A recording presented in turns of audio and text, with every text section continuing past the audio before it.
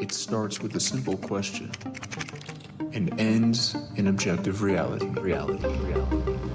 Through our journey from there to here, we find one another and ourselves.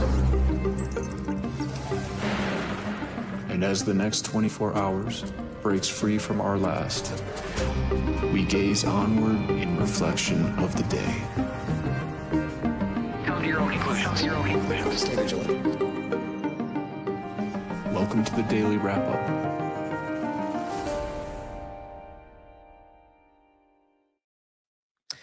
Tuesday, August 26, 2025. Thank you for joining me today. Pretty tumultuous day. I mean, the flag burning conversation has been one building. We've seen this coming for quite a while. We've talked about this. I mean, this was mentioned in Trump's last administration. Flatly unconstitutional. We'll go through it. We've talked about it when it was floated the last time. But other than that, there's a lot of other things kind of swirling around today in regard to the National Guard deployments and it's a report. And I really want to stress that. And it came through Fox, the Independent discussing it. But it's interesting, especially coming through Fox, of claiming that the states that they're about to roll out to are almost entirely Republican states. Now, you could argue, like Texas, for example, certain states are Democrat states or cities, within those Republican states. So it's up in the air. But I find things interesting like Illinois, not even on the list, despite Chicago being such an interesting focus. But that's why I'm stressing its report, because for all we know, seeing as how that's how they play the game these days, they could have just put out a fake list to get them to say that and then do something else. But my point in reporting it today is because I think we all recognize that this is, let me put it this way, those that are not, adherent to some ideological partisan drive that they, ignore facts because they're team sport politics. We talk about it often. But the people that are at least willing to be objective and honest about this, regardless of whether they see themselves as conservative or liberal, it's pretty obvious that this is unconstitutional, that this is a police state element, martial law elements to all of this, and that it is ultimately happening all across the country, or at least the narrative, the statements are it's going to be rolled out everywhere, despite it starting as this place, and it's because of the crime.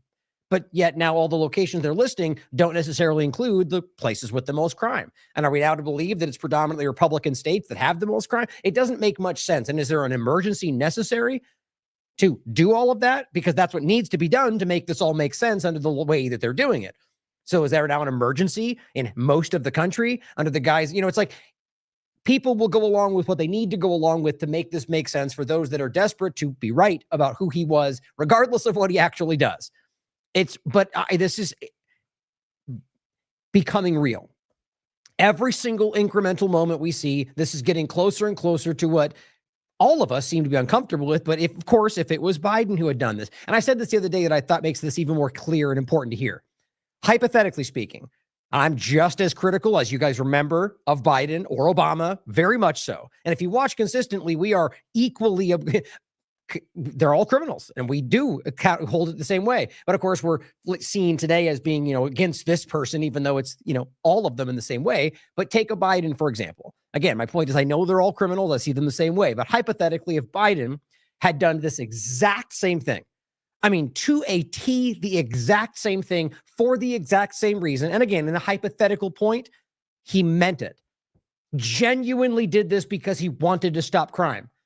As well as I, even if they knew that he meant it for that reason, they would still call it martial law. Most importantly, the people that are saying this isn't, regardless of whether it is at the top, those ones are going to say anything they do is the worst thing in the world, even when it's not. And they're going to say whatever he's doing is the best, even when it's not. But there's a lot of people in that middle ground that are stuck in this spot where they would very much so be criticizing Biden, even with that justification, even if he meant it, and now are somehow going along with it. And I'm just baffled by that. And we'll get into some points around this that and I got a lot of pushback today on a platform that I know is not the real picture of what's going on in the world, but I don't have the same opinion most seem to about what people are like in this country. I have a much higher opinion of the general intelligence, of the empathy and the compassion of people in this country. I think there's easy ways to see that, but I always get pushback from it. My point is, I just don't think by and large, that we are this easy to manipulate, that we are this stupid and manipulate. I think it's that we are being framed a different way and then people fall for what that framing looks like. And by nature, the human species, we're herd animals, guys. We follow the crowd by and large. We should really try to work away from that. I've made it my lifelong mission to not be like that. But the point is that we need to recognize the framing like during COVID, where they made you all feel like everyone's alone and we're all individual. Nobody saw it but you. We know that's not true. So right now, stop falling for the framing, right? You are in the majority if you're seeing what this is, calling this out, aware of the genocide, the obvious things happening in the world. But we're going to talk about a lot today in regard to some health points that I'm always trying to keep aware of, the development of the health tracking systems and what else is going on. I think that's important to keep an eye on, as well as a development in the Maxwell story that I wanted to make sure we saw that I did think was interesting. Obviously, we're going to talk about the unconstitutional order from Trump. Now, we'll get into the nuance, which is right to point out that it doesn't necessarily seem like you could frame it that he doesn't necessarily make it illegal to burn the flag in that executive order. You could make it sound, that's one way to frame it. I think it's quite obvious that it's about trying to sidestep the obvious unconstitutional nature of what they're trying to do. And we already have evidence of people being arrested for burning the flag. We'll get into what it means, the way they're trying to sidestep it by saying it's not about the flag burning. That's fine. That's constitutional. It's what it causes. It's the chaos that's around it or what people do because of it. Or, okay, now we're back to the same old thing, fire in a theater, whatever else. Everybody else, the way they do, the way they respond is your fault, or that there's other legalities, right? You can't burn things in general in this location. Okay, fair play, smart move to try to make it about something that's already the reality. But my point is, that it will be applied in ways that are broad, like they've been doing the entire time. By just simply saying that that's the way they carve this out, they'll go after anybody burning a flag and just try to fit it into that narrative like the left and the right do all the time. We'll go through this whole point, the important conversation that this is and what it's building toward and already happening. We'll talk about the continuation of the martial law point, and as we mentioned, about the rollout and where it seems to be going. We'll also be talking about some updates around Abrego Garcia that I think are important. You probably already seen these circulating, but I wanted to give you my take on this and some important points we've made before with documentation, so you have them in your hand as this conversation bubbles back up, and the insanity of like the White House own Twitter account posting an MS-13 picture of him, even though their own evidence they presented now proves that's not the case, or at least that the evidence they have does not in any way show that. Or the human trafficking claim. Trump just personally called him a mauling, wife-beating monster. And the only thing they have on that is that there was a call made about domestic dispute. They showed up. They then said there wasn't a problem and they left.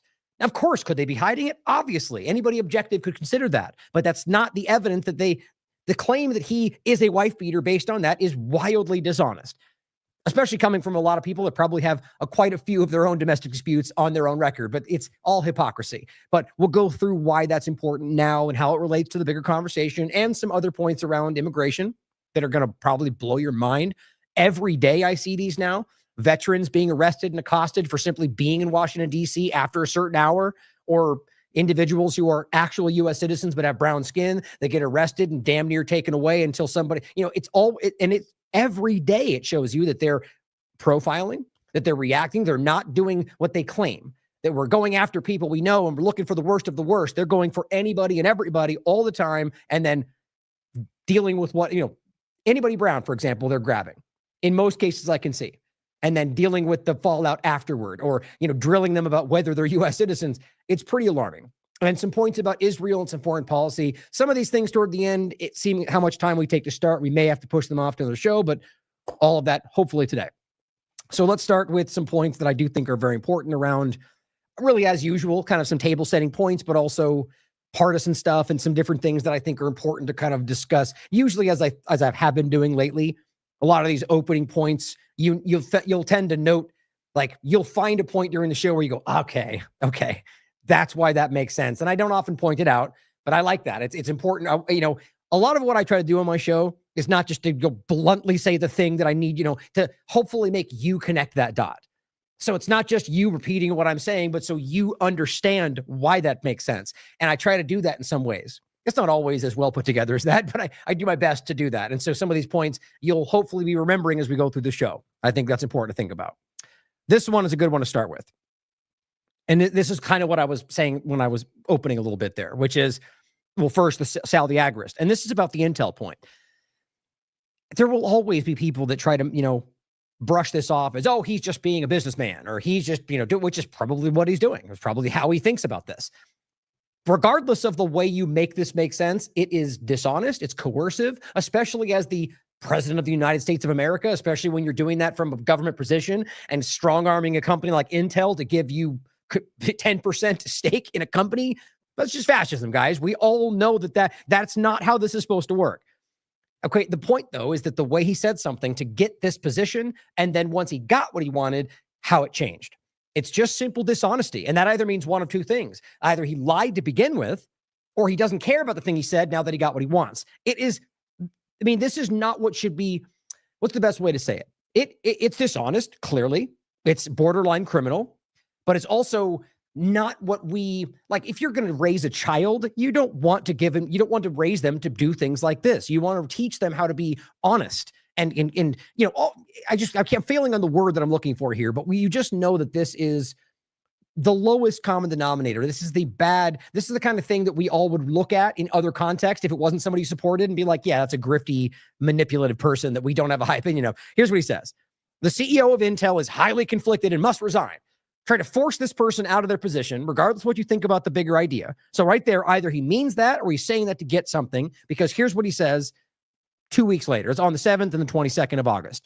Then he says, it is my great honor to report that the United States of America now fully owns and controls 10% of Intel, which they had a slightly different framing of that, which kind of always seems to be the case with Donald Trump. But ultimately that they promised, which is like the last thing you'd ever want from a group like this. I swear that they will almost always vote with the board unless extreme circumstances or something like that. I just doubt that'll ever go their way. But the point is, it seems like they're just, is this about fixing something or changing something or just gaining for yourselves in your inner circle? How does this help America? Right? Of course, there'll always be anything that they do, Trump will then be like, we did that. It's mine. I'm better. I brought all the hostages back from Israel, just lying about everything to gain credit, even when it's a horrible situation. But he goes on to say, I negotiated the deal with Lip Bhutan, the highly respected chief executive officer of the company. Okay. So he's conflicted and must resign. And then when you get something, now he's the highly respected because now, it's a small point, guys. I mean, really, it's not a small thing, but it's a small point to understand how willfully deceptive these people are. This is what a sociopath does. Oops, I didn't do that. I bumped my keyboard. This is what a sociopath does. I mean, I really want to stress that. This is manipulative. Anyway, you get the general point. There's still a word that I'm looking for that I can't grab right now, but it says, I wrote, I just don't believe most Americans are this stupid or this easily played. It's crazy how many people below are like, where are you? We all see it. You're missing something. Pay attention. Everybody seems, at least on this platform, which I'll make a point about next. But truly, this is a very, very, very obvious thing. So my point is not that people are choosing to be okay with it, but those that are like swayed or played or go along with it like something happened. I don't believe it's happening. I think you're either okay because you've chosen to be on his side, the majority, or you see it and you think it's disgusting. You can still think that and choose to side with him or whatever. But the grouping in the middle that fall for that, I don't believe that's very large. And I think that says a lot about what's being framed. But this person says most people are not on Twitter. People on Twitter are stupid and easily played, which, well, it's a good way to evolve that. Okay, maybe it's not the whole world or everybody in the country, but it's the way this platform gives you that impression. Didn't we just talk about that? The way that everybody else sees the team sport politics screamers and then pretends that's what all conservatives are. I don't believe that. I have a point about that later about Nick Sorter, but you got to start calling out these pretenders because they frame themselves as them representing all conservatives. And I really don't believe that's the case today.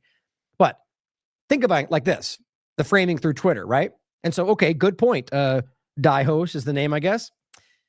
Dig Day from this year, April 30th, says with 600 million monthly active users, let's dispute 530, 650. It's weird how they get different numbers, but I know it's fluctuating. But 600 million generally of active users. Okay. Right now, and again, it's always going up. Current world population, which is what we're talking about since it's a global app, 8,240,000,000, give or take. Again, some change. Yeah, some change, 2 million more. The point is that is a very, very small fraction of the people on the world. And yet we tend, as kind of a reflexive thing, to look at these platforms or the media that's covering it as if it represents everybody. I think that's a good thing to think about. It really, really, really does not. But they do know that we look at it that way in some cases, and they play that. Whether that's corporate interests, whether that's advertisers, whether it's the government, the people that have an interest in convincing you of anything, use things like that. I think that's a good starting point to think about as we go forward today. Now, other points I think are important just to mention, because right now, one of the bigger things of today's show is just this ongoing constitutional crisis, which is insanely obvious right now. And it's all over the place. Trump is feeling like almost emboldened by, I mean, I don't know, the yes men that circle him and go, whatever you're saying is the greatest all the time in his room, in the Oval Office. Like, people treat him like he's a 5-year-old in that room. It's very weird. Even the way they talk to him is like, and I'm not trying to suggest that they think he's a child, but it's like, it's like this. They're so willing to just be like, you're the best, you're the greatest. It comes across almost like you're patronizing him in a way. But you guys you know what I mean. You can see the way that they act around him. It's very different than that. I'm even in other situations. And nonetheless, the point is always for me is that they're all doing the same things. This is just his flavor of how he does this. And it was clear from the last administration. In one way, it's good because it's very obvious. Another way, it's dangerous because he's like rapidly rushing through things that usually they're more delicate with, I guess. But here, my point largely was just that here's an example of something, Benny Johnson cheering on another thing that shouldn't be something we cheer about the auto pen pardons.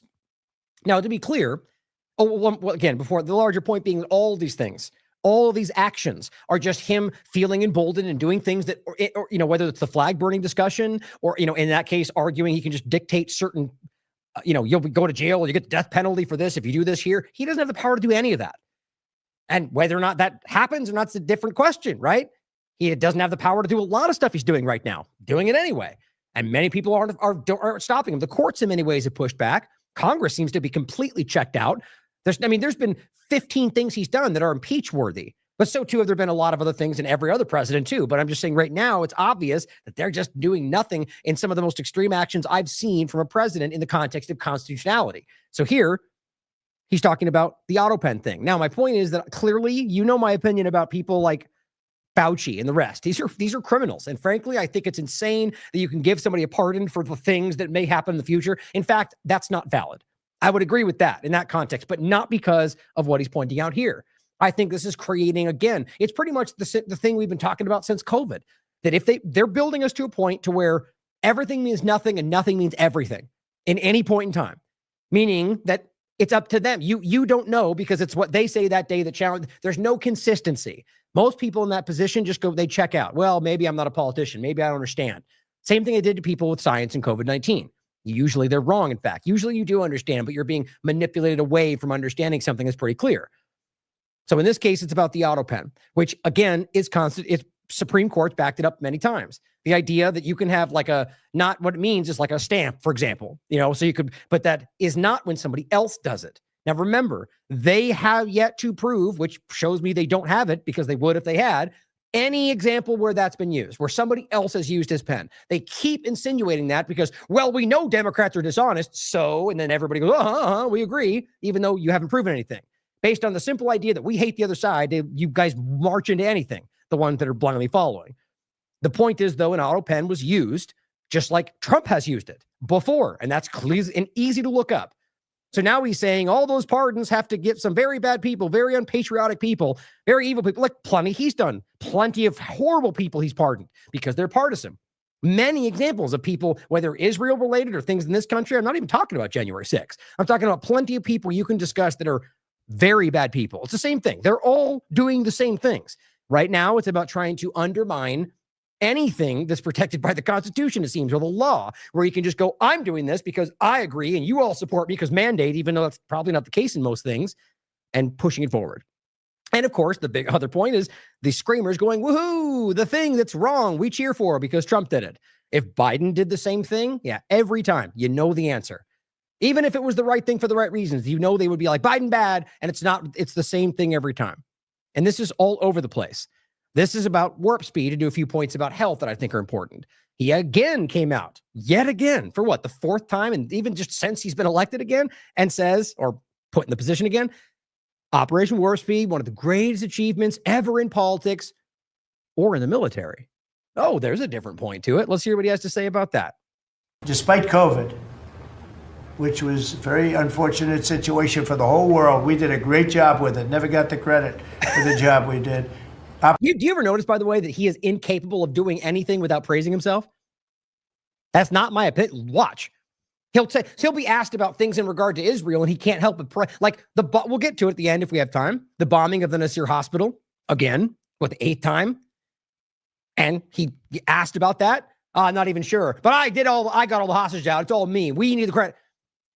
You ask about a genocide and people being murdered, and your next thing is to go, I did good things. I mean, that's what sociopaths do. Pay attention. But here's what he says. Which was a very unfortunate situation for the whole world. We did a great job with it. Never got the credit for the job we did. Operation Warp Speed, people say, is one of the greatest achievements ever in politics or in the military. So note, always hyperbolic.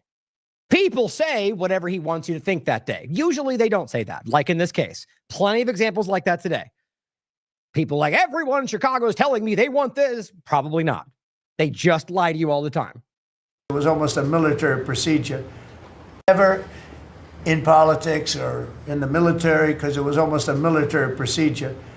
But everybody, including Putin, said that Operation Warp Speed, what you did with that, nobody can believe it. How much you want to bet Putin didn't say that? I mean, just for fun. I'm not saying I know that for sure.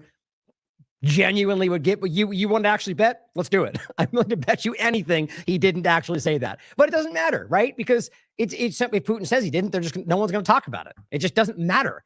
But that's what they all do, right? Maybe with the exception of Biden, because he couldn't even tie his own shoes because he was so checked out. But the point is, they all do. You look back as far as you want. But I just think that's hilarious. The same thing like when he first got there, they all said, please, Trump, please make a deal. And then it turned out he lied about all of that. I brought that up many times because it's easily proven. And we did a great job, but it was a horrible, horrible pall over our country. We had a very dark cloud over the world. That was a very, very bad. We had a very dark cloud over the world. All over our country. We had a very dark cloud over the world. That was a interesting framing. Very, very bad thing that came out of Wuhan, which I said it came out of Wuhan. That's where it came from. Yeah. And China suffered greatly, but everybody did. But we did a good job with that, as good as you can possibly do, and we came back, and now we're stronger than ever before. Yeah, great. Stronger than ever before. Everyone everywhere says that's the greatest thing ever. All my base loves Operation Warp Speed. That's the best thing ever. Now, the point that you should pick up on, we already hear him do this little tap dance, which is embarrassing, because I don't know anybody outside of the very people he claims he's fighting, or the very people the Jones and Johnsons of the world are telling you they're all fighting, the deep state, the power star, right? Those people tell you Warp Speed's great, don't they? So funny how you can't be like, wait a minute, the only people telling us that lie are the people we're fighting and Trump. That's weird, but he's the good guy. They're all the problem. The point, though, is that the military, right? That is very interesting. Alien Invader says, is this Trump trying to find a way of taking taking the blame for Warp Speed? I mean, you must know he knows what people think. He knows what his own base thinks. He knows they do not agree with this. He knows that they somehow secretly think it's all going to work out where he exposes something and it's all been 4D chess. Maybe this is a work to kick it off to somebody else after he already kind of took credit and continues to claim his legacy around it, but then eventually go, but the military really did it. You know, I was only famous for the things that made it all work, but I didn't know it was bad. You could totally see that coming.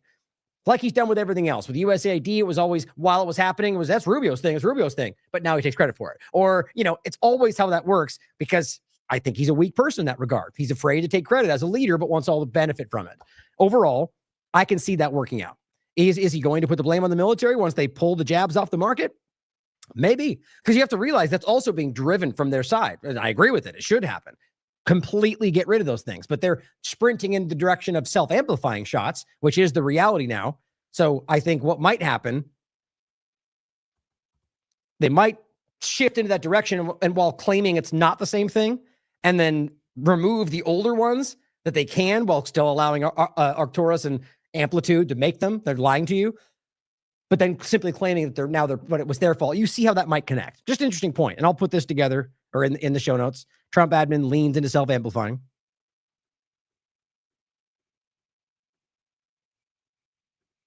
And here is 5 times August just giving his disappointed face for Trump doing that yet again. And it's good to see people who are honest about this. Now, overlapping that point, the real point being that Warp Speed is still being praised. He still praises the shots. They're still giving COVID shots. They're still making COVID shots, including regular one. We've gone over this. And I mean, I could even, for those that don't know, I won't have to go over all it again. But I'll show you very quickly from their own page. This is the page about winding down mRNA. Again, it says very clearly that specifically Arcturus and Amplitude will be allowed to run their course. And they're working on multiple self-amplifying COVID shots and bird flu shots. Those are happening, as well as the fact that other uses of mRNA will be not impacted by this. So RNA in food, RNA in all sorts of other ways. So it's clearly not stopping. It's a head fake, like the gain of function head fake, like the USAID head fake, like everything else they're using to pretend they're stopping while actually keeping it going. I can't, it's very, very obvious. Which is one of those moments where it's like, look, this is not opinion. They are lying, and many people are out there lying for them, like the people we always talk about. So what that shows you is that they are knowingly being dishonest. So that has to reflect on the rest of the conversation. But keeping this in mind, here's what RFK Jr. just said. And this is wild to me. I'll make my points afterward. 39 seconds. RFK Jr. says the 60 largest tech companies will permit Americans to access their personal health data. How very kind of them. Similarly, we've made another historic agreement with personal health records. The 60 biggest tech companies in our country have all agreed to allow Americans for the first time access to their personal data, which they own, which these companies have been monetizing without permission. You're going to be able to see by next year all of your health records on your cell phone. It's going to save lives. It is going to fuel an infusion of technology into that space where people can access those records. They can compare their diet to what they personally need, and we'll have personalized medicine. Yeah, that sounds exciting, doesn't it? Now, this is one of those moments where this is very clear to me. You could argue, as always, that RFK Jr. is doing this so he gets what he wants later, or whatever the weird thing we think is okay in this broken political game, right? Where everyone compromises and then hopes to get what they want later and usually don't, right? It's so gross and broken all the time. You could argue that that's what he's doing here, but I think what's obvious is that he is knowingly misleading you, or rather, that's not even the right way to frame it. It is, but he's the way he's setting this up is to make it sound like you're gaining something here. Like we won and we got this back from you. Let me play it through and I'll make my points. Similarly, we've made another historic agreement with personal health records. The 60 biggest tech companies in our country have all agreed. Okay, so 60 biggest tech companies. Like in general, the idea that they're incestuous relationship with all of big tech in every single part of their administration, I don't know why that's not this is like having all of them sit at Trump's inauguration and pretending like that's not that's a great thing, right? All the people we've been telling you for 4 years should be in prison are now on Trump's side, and that just shows we're winning. That's so stupid, it makes my teeth hurt. People fall for it. My point is just continuing to work with them.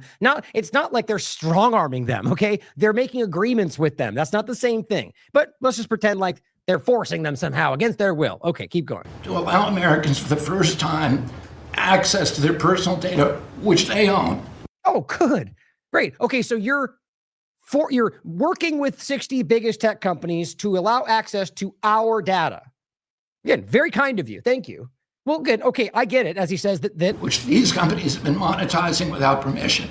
Right. Okay. Which, by the way, was allowed during Trump's last administration and the Republican one before that and the Democrat ones before that. Right. So it's been going on for a while, and both sides of the paradigm have allowed this the entire time.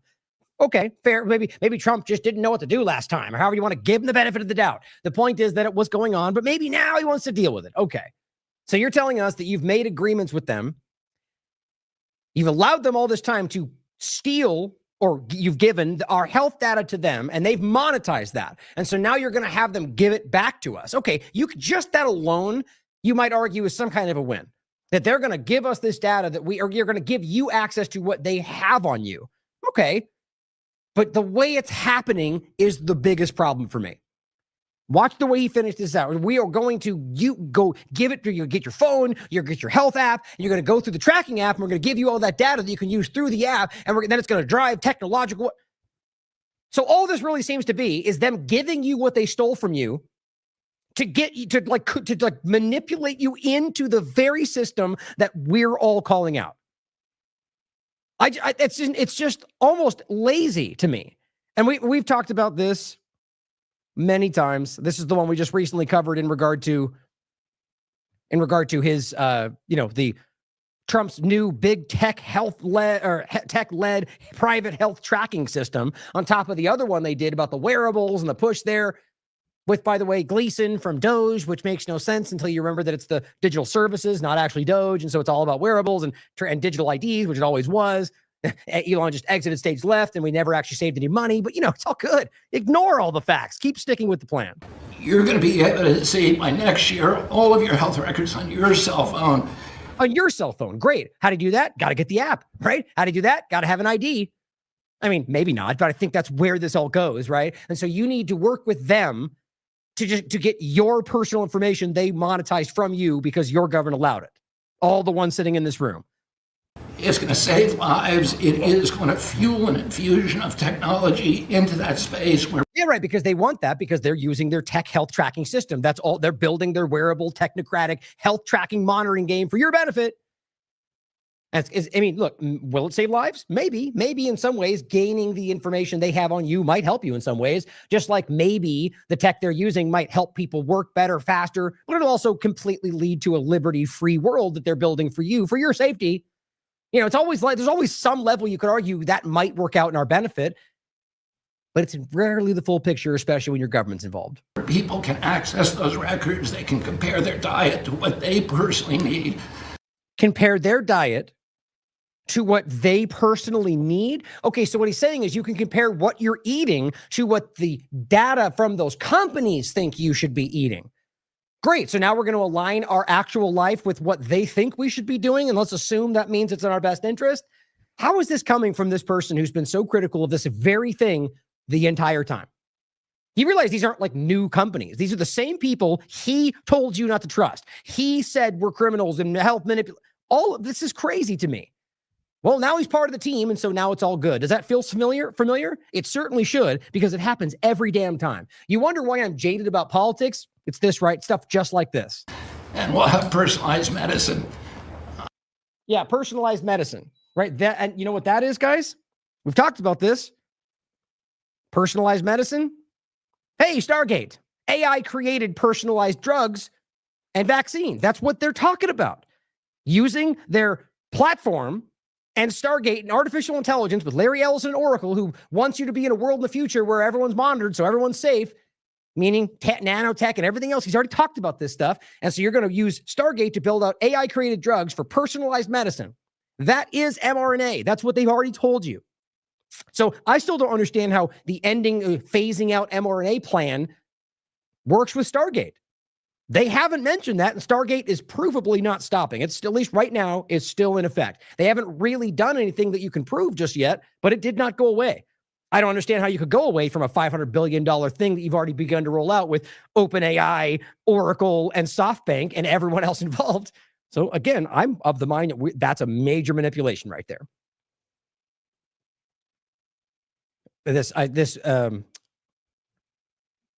Oh, that was it. Yeah, just you're going to be able to see by next year all of your health records on your cell phone. I just think that's hilarious to me.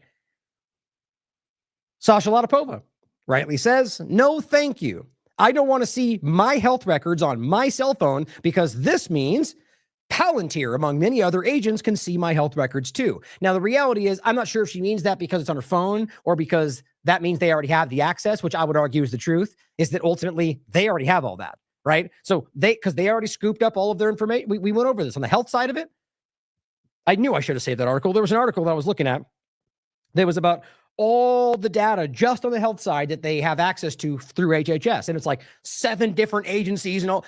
It's insane. But what we now know is more, the specific point is more important now, but the broader point is that it's just everything, right? All the data. What the government has on you, they have access to. And so does Israel because of the memorandum of understanding around all their AI training. which is just over the top for me. But that's the truth. Oops, forgot this. There we go. So I agree. No, I don't want that. I don't want this to be, I don't want to recognize that they, but I think the way that this is showing it is that it's already too late for that. But her point is we shouldn't be okay with this. And she says, I will never participate in this. And I agree with that. I go to a private practice which does not submit health records into any databases. Okay, so that's why that makes sense. And the only 3 times I visited my PCP in the past 5 years were for athletic performance testing. Nothing medical. I do not do any preventative screening.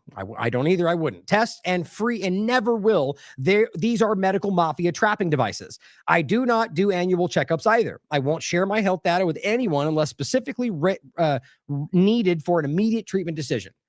See, now that may seem crazy to some people, but that is the most logical thing with what we know about what's going on that I've ever seen. But honestly, you want my opinion? I think that this is what most people are gravitating towards at this point. And then, of course, again, this is not new, right? The Palantir Panopticon and Trump's new big tech-led private health tracking system, right? So is it confusing? They roll this out and tell you that that's what's Google and Microsoft, by the way, which is completely infiltrated by Israel. We just went over that. And now those are the ones he just told you again are going to be giving back your data, probably with tracking devices, probably with, I mean, we really can't scoff at this stuff. It is so in your face. It's embarrassing to ignore, with even with Waltz and the Signal telemessage app thing in the Congress or in the White House. These things are all over the place. So why wouldn't we assume this is going on in this same position, whether Israel or somebody else? We shouldn't assume anything, but we should consider that these things are happening because the evidence is there. Now, Shannon Joy, on top of all that, pointed out something I think is important to remember, and this just speaks to the larger point again. The claims of things that aren't actually what are going on. She says it appears that research using aborted baby fetal tissue and organs is still funded despite the election of Donald Trump. Think about how wild that is to what all of the claims and all the momentum, all the pushback, and here we are. And you could look into it for yourself. There's plenty of evidence about this. And on top of that, this isn't, damn it, there was one more.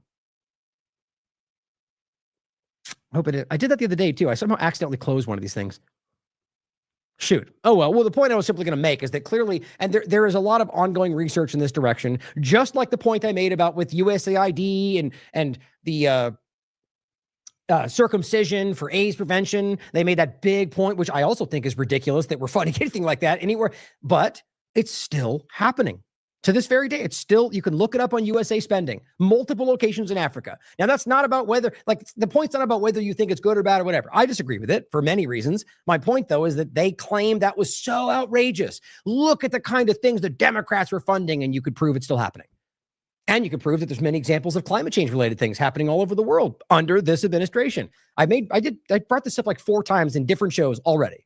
Just bringing it back up to make that point because it shows that you are being lied to. It also shows you that just like make the point about pronouns and whatever else, the political narrative used to justify an action, right? So at that point, they were using all this claims of, woke culture, DEI, and whatever to use that. And really, in many cases, it was just getting the foot in the door for regime change, something like that. The narrative changes, but the agenda stays the same. And so it's the same idea with all this stuff, right? In those cases, I argue it's because they work for whatever they're trying to accomplish in those areas, not that they truly care about circumcision. It's so obvious. And this is one more example of something that they're lying to you about, which, by the way, is pretty offensive when you understand where they're coming from about it. Now, this is just hilarious to me because we were talking about this on AM Wake Up this morning, the whole Cracker Barrel thing. I made fun of DC Drano for making this whole big thing about BlackRock and Vanguard. That's why they changed the name of the label. Sure, maybe. But what's funny to me is that you have such a big problem with BlackRock when it comes to Cracker Barrel. But, don't worry about the fact that it's Larry Fink and BlackRock are inside Trump's inner circle last time and this time very publicly, or that BlackRock and Vanguard are two of the top 3 shareholders of Rumble, which you love, but don't talk about that. Or that BlackRock funds Twitter and Elon Musk and overlap with Teal. But no, those things are, it's nothing. Cracker Barrel, that's the real story.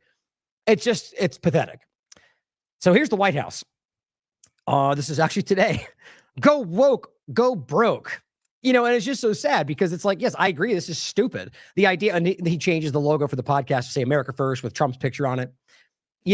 it's just kind of sad. I honestly don't even think people recognize. I believe it means like the crackers and they had in the big barrel and not necessarily the white guy in the picture. But I think what's funny is that it's ultimately just another ridiculous thing that's pretty meaningless. Company can change and do whatever they want. I also think it's dumb for them to do something just because of that political pressure. But I'm starting to get the sense this was almost like a manufactured thing. Like that's, but because it just seems so, it's quite irrelevant to even ask that anymore. But Trump came out and said they should go back to the old logo on the White House Post, because that's what's really important, right? Jason Bassler says, we've got deep state swamp creatures at the helm, engineering digital control grids, and people are freaking out over a logo redesign. He says, whatever conservative America is talking about, what every conservative America should be talking about. Now, again, I'm not saying, I mentioned in like we made a number of small things to start the show and talk about, but I'm talking about people, and look, you can talk about whatever you want. It's more about making the point that this is what they're over focusing on, not just that they're talking about it, but it's they're, almost, and I'll make a point about this with the next post. So I think this is funny to me that this has become such an over focus for obvious reasons. And so I went on to look and I'm like, what are some people that, like, for example, were really adamant about like human trafficking or Epstein or any number of things that are really in the conversation right now. And I went to look and I'm like, well, I'm just curious. Are they mentioning like, right? What are they talking about right now? And I thought to myself, because I actually did like a rally and I did a speech. I think it was the very first one I did way back when Franklin and Robbie Starbuck and his wife were there. And they talked a lot about that. I just remembered there's somebody that was really adamant about that. And I haven't seen anything post anything, I think that's just because the algorithms today, it's weird how they shove things in your face and sometimes they don't, whether you're following it or not. But I said, okay, let's look to see what he's talking about. And I looked and I said, what do you know? And honestly, I didn't intend to make it a point about him. It was just because that's the first one that jumped to my mind. And it really is like the best possible example. This is a new one. I didn't see this. Okay, Cat Turd and talking about woke ideology, because they just are right now going like, look back to 2020, look back to that time, all the things that are really, aren't even really the bigger focal point right now. But Newsom, Cracker Barrel. This one is about Cracker Barrel. This one is about Cracker Barrel. This one is about Cracker Barrel. This one is also about Cracker Barrel. This one is also about. I'm not joking. For the podcast, it's like exclusively Cracker Barrel. Isn't that insanely stupid? But on top of that, you can scroll. I don't see many posts about Epstein or any of this stuff, right? So it's just it's very strange to me that the over focus when, and you could take that for what you will. Maybe that's just what it happened to be that day. But I wonder why, when you have such an obvious conversation that should obviously matter, especially for things you focus on, that it would be something like Cracker Barrel that takes the focus. My opinion. But then, of course, it all works out in the end because Cracker Barrel reverses course and sheds a new logo. That's my point, guys. Doesn't that feel a little bit like, almost like they did this in order to have it come back and then be like, we did it, we're winning, Trump's the best, because he did something that basically means nothing for anybody other than a political point. You know what? Genuinely ask yourself that. I have no idea. I'm not saying I know anything about whether they did, but doesn't it feel a little bit odd the way this all went down? At least ask those questions. Now, let's get into things that matter. This one's interesting to me. And this is just a follow-up from before, not even to say that this is the story today. There's plenty of other things we're going to talk about that I think are much more important. But the ongoing kind of cover-up of the Epstein story is not a new story, but it is very important. It is obvious. And I just wanted to make this really clear about this point. It seems to be almost like selectively ignored for the obvious reasons. Maxwell, this is on the 22nd, in the transcript, in the conversation, denies that Trump or Clinton were involved in the crimes of Epstein. Trump or Clinton. Okay. I don't know why anybody would take the testimony of a convicted human trafficker as face value. It's got to be pretty silly and stupid to do that. But guess who? Many people are doing that in the Republican side. Jim Jordan came out and was like, that means he's innocent, basically, paraphrasing. Very weird thing to do, because typically when a convicted pedophile or whatever you want to call them, because there's all, in earnest, I think that term doesn't even technically apply to what we're on, but they're sexual predators. They abuse children, whether or not they're in that age range that would make that word apply. The point is they are very clearly that problem in the different varying ages, for sure, probably still that one as well. And that kind of person would be an opinion that you then go, yes, that means, if she likes him, then Trump's a good guy. Very weird. But the point is important. If you are right now claiming that Maxwell's testimony about Trump vindicates him, right? If you're saying she said that, that means he's innocent, then you're also claiming that Clinton is innocent too, right? The logic is exactly the same. So I said, enjoy that. Blind support for those in power will always blow up in your face. Because I think the obvious point here is that this is either her appealing to power on every side to try to gain what she's already gotten, her proffer deal, her, if she's not going to be, I mean, it's pretty clear that they already made an agreement. And she's in Club Fed. And they float stories about how in danger she is. Maybe not. Either way, nothing's happening. Nothing. Oh, yeah. What happened? I thought Obama was going to go. Didn't Jones tell us Obama was going down for sure? Where's that? I'll talk about that later. The point is that this is obviously, contradictory. If you're looking at this and you are absolutely convinced that Bill Clinton was the criminal and not Trump, then how do you make sense of this? Why would Trump and them convince them to say that? Or did she say it out of her own accord? Is she lying about everybody? Very interesting to me. It speaks volumes. I think the obvious point is they're all on the list. They're all comparable. They're all compromised. And I think that's the larger point of why it all works that way. And I think, if they had it, they would have released it about Trump. Well, not if they're all on it. Not if they're all criminals. Not if they're all working on the same team. However you want to look at it. Very logical. And you know that. Now, U.S. House Committee requests Epstein birthday book. Now, the way they titled this, it first made me think, okay, this is wildly partisan. If all they're looking for is that birthday thing from Trump just to make him look, it's like that seems like the least important thing in the conversation, but the best for them to make it only Trump when they're probably all involved, right? But when you read this, they're asking for quite a bit. And that shouldn't suggest that they're innocent either, because they probably, if they are involved, Comer, I think, and the rest, then they kind of probably already know that whether or not they ask, they're not going to give it. So it's like this game of chicken with them right now to be like, we give us all the information, knowing he won't because he's on it, but they're all on it. You can see how that might be playing out. All hypothetical. A U.S. panel investigating the crimes of Jeffrey Epstein has requested that the executors of his estate produce a number of documents, including a book said to have contained personal messages of his 50th birthday. A lawyer for the Epstein estate confirmed receipt of the request and said executors would, quote, comply with all lawful process in this matter. And that includes the committee's subpoena. It says, among other papers, it also requests any non-disclosure agreements executed by Epstein over a 3-decade period. That's interesting. And his will preceding his death in jail from 2019. Now, ask yourself, why aren't these things already out there? Isn't it Trump and Bondi and Bongino and Cash all telling you that you got it all? And it's all victim stuff and porn that we can't give you. Okay, then how does that make sense? Or about the book with the birthday stuff? I mean, pretty clearly those they're just keeping it from you. I think that's and look, I don't need to convince anybody of this. Honestly, it's mostly conservatives pointing this out, despite the way they want to frame it as a bunch of weakling manipulators or the, Democrat secret worker or whatever. It's just the narrative they spin out are always so embarrassing to hide that largely conservatives are the ones calling for this.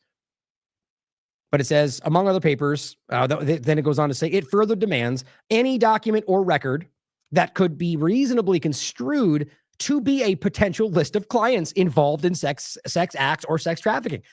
That's pretty, I was surprised to see that, to be honest, because of what I just said before. So they're going to give us the list.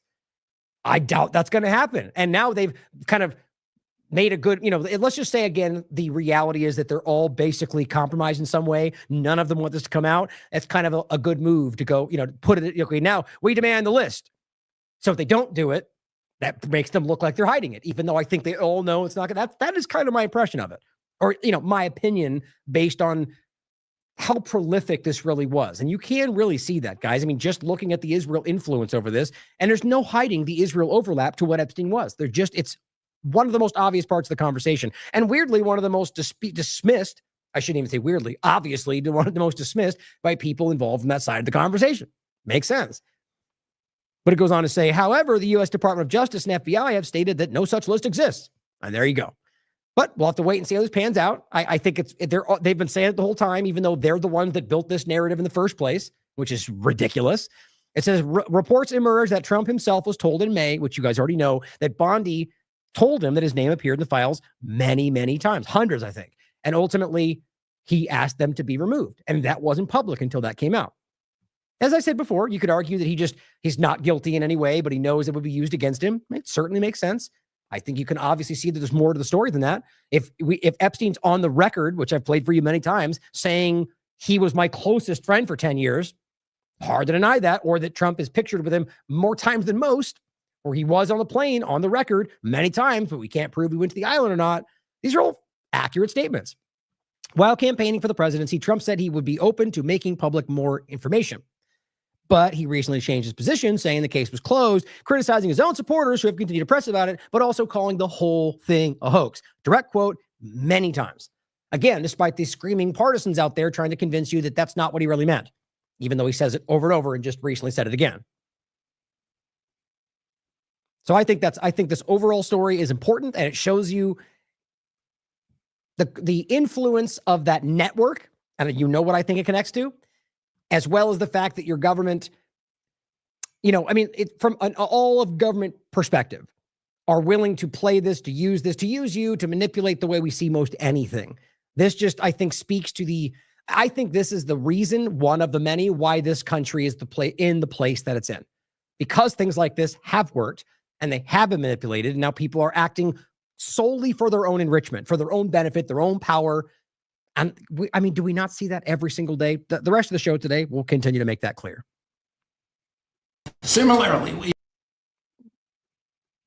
So next point, let's get into the burning of the flag overlap, right? So the constitutional issue around all of this stuff is, like I said before, I could probably think of a few examples that would be at the level of the kind of breach violation that we're talking about, but it's the amount of them consistently one after the other that puts this beyond the pale and I've never seen something like this not like this in this country, where it's just one after another repeated. Now, maybe there's points in the past that I'm just not well versed on, certainly possible, but I just think this is a kind of a shift that makes me wonder whether this is, like I'm talking about, like a transition of power in some way, wondering whether this is in the same way from outside, or like a deliberate destruction of this country. I just don't know how to see this any other way, because it's not just that it's happening like in your face, and then they just lie about it. I just don't understand how any political group, advisors, could ever think that's the smartest way to go about anything. I just don't. That baffles me every time I see it. And so this is, why would they do this right now, in the midst of this, knowing the pushback, knowing that it's going to blow, literally show the reality of what they, their lack of belief in a foundational document of this country. Of course, they've got a narrative. We'll go through it. The way they're trying to kind of manipulate this into saving this country, like everything else, I think it works for some people. But I think how many veterans we're seeing, including the one that got arrested already in front of the White House, or in somewhat in the grounds, shows you that there's a lot of people out there that are Republicans, conservatives, veterans, who are very well aware that this is a major step in the wrong direction and are willing to stand against it, even though they may still support Trump, which I think is an interesting point. But we'll start with David Icke. Well, first, again, we'll make more points about this in a second. The cheerleading Trump team Trump squad, who basically, anything they do, it's just the greatest ever, even though it proved, like, these are things that you can prove they've called out in other ways, in other conversations. People like Nick are just ridiculous cheerleading clowns. They are hypocrites in every possible way. And I'll make this point clear in a second. But here's Trump talking about it. You'll get 1 year in jail, no early exits, for burning a piece of cloth, for burning the American flag. Now, regardless of what you think about that and how much you revere it, it's constitutionally protected. No way around that. And I'll make that clear as we go through it. Then I'll make it clear why they're doing it and the way they think they're sidestepping it. But here's what Trump said. Lastly, sir, this is an executive order on flag burning. It charges your... By the way, this is what I keep talking about in regard to the executive order. There is no way you can argue an executive order applies to any enforcement of anything all across the country in every city and every state. Or that the executive order somehow, like we're talking about, can apply to, the simple point is executive orders apply to the executive branch. That's it. And in ways they use it today, this is what I'm trying to show you about this, that we live in a dictatorial, authoritarian government. No different from Obama or the rest. They're all started doing it. They just get to write something down and claim that's the reality. Trump is just taking it to a whole new level. And he also just recently said that he can basically do whatever he wants because he's the president. Sounds familiar. Attorney General. Would you listen to this? Order on flag burning. It charges your Attorney General. Would you listen to this? This is very important. Flag burning. All over the country, they're burning flags. All over the world, they burn the American flag. Okay, right there. Are they? Are they all over the country? Are they burning flag? This is what he does with every single thing he talks about. He's hyperbolic. He says, everywhere, happening all the time. And everything that's happening is chaos and madness and murder. I'm sure you could show, okay, if you're going to take the example that flags burning can cause chaos, okay, by that logic, you can illegalize damn near anything by claiming that doing that then causes people to do X, Y, and Z. It's just simply dishonest. It's, in fact, illegal, unconstitutional. But you're going to start to see this kind of action based on this kind of precedent. And as you know, through a very sad court, I guess it was a 5-4 decision, they called it freedom of speech. Oh, they called it freedom of speech. See how insulting he is about this? And he's done this many times. I'll play them afterward. He said it in the last time about the flag. He said it about shutting down the internet. People will say free speech. Those are stupid people. No, those are educated people who care about the Constitution because they're right. It is unconstitutional to do this or to shut down the internet, all the things we're talking about. But he says they're stupid. In this case, he acknowledges that the Supreme Court ruled in favor, and it's not the only time, and it's not the only precedent. There's many examples, and he just goes, he acts like it's something to dismiss. That he just doesn't like it. Oh, it's 2 to 3 to 4, so who really cares? These things truly matter. Not in the sense of the point is it matters in the context of what we're discussing about how this country works. And I think what they're doing is setting a precedent, not just for the flag, but for ignoring a precedent, ignoring the Constitution insofar if it gets you what you're trying to accomplish. Remember, there is no violating the law if I'm saving the country or whatever that quote was. Remember that, because that's what they're marching with. There is no breaking the law if what I claim is saving the country.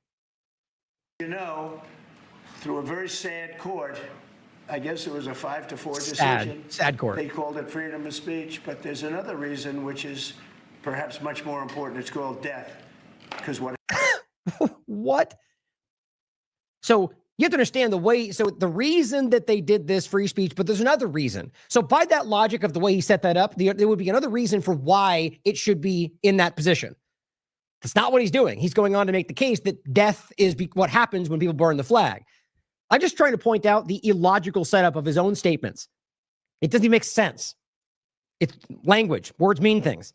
He was just trying to build toward that's bad thing, and this is other bad thing that can happen. Therefore, Constitution doesn't matter.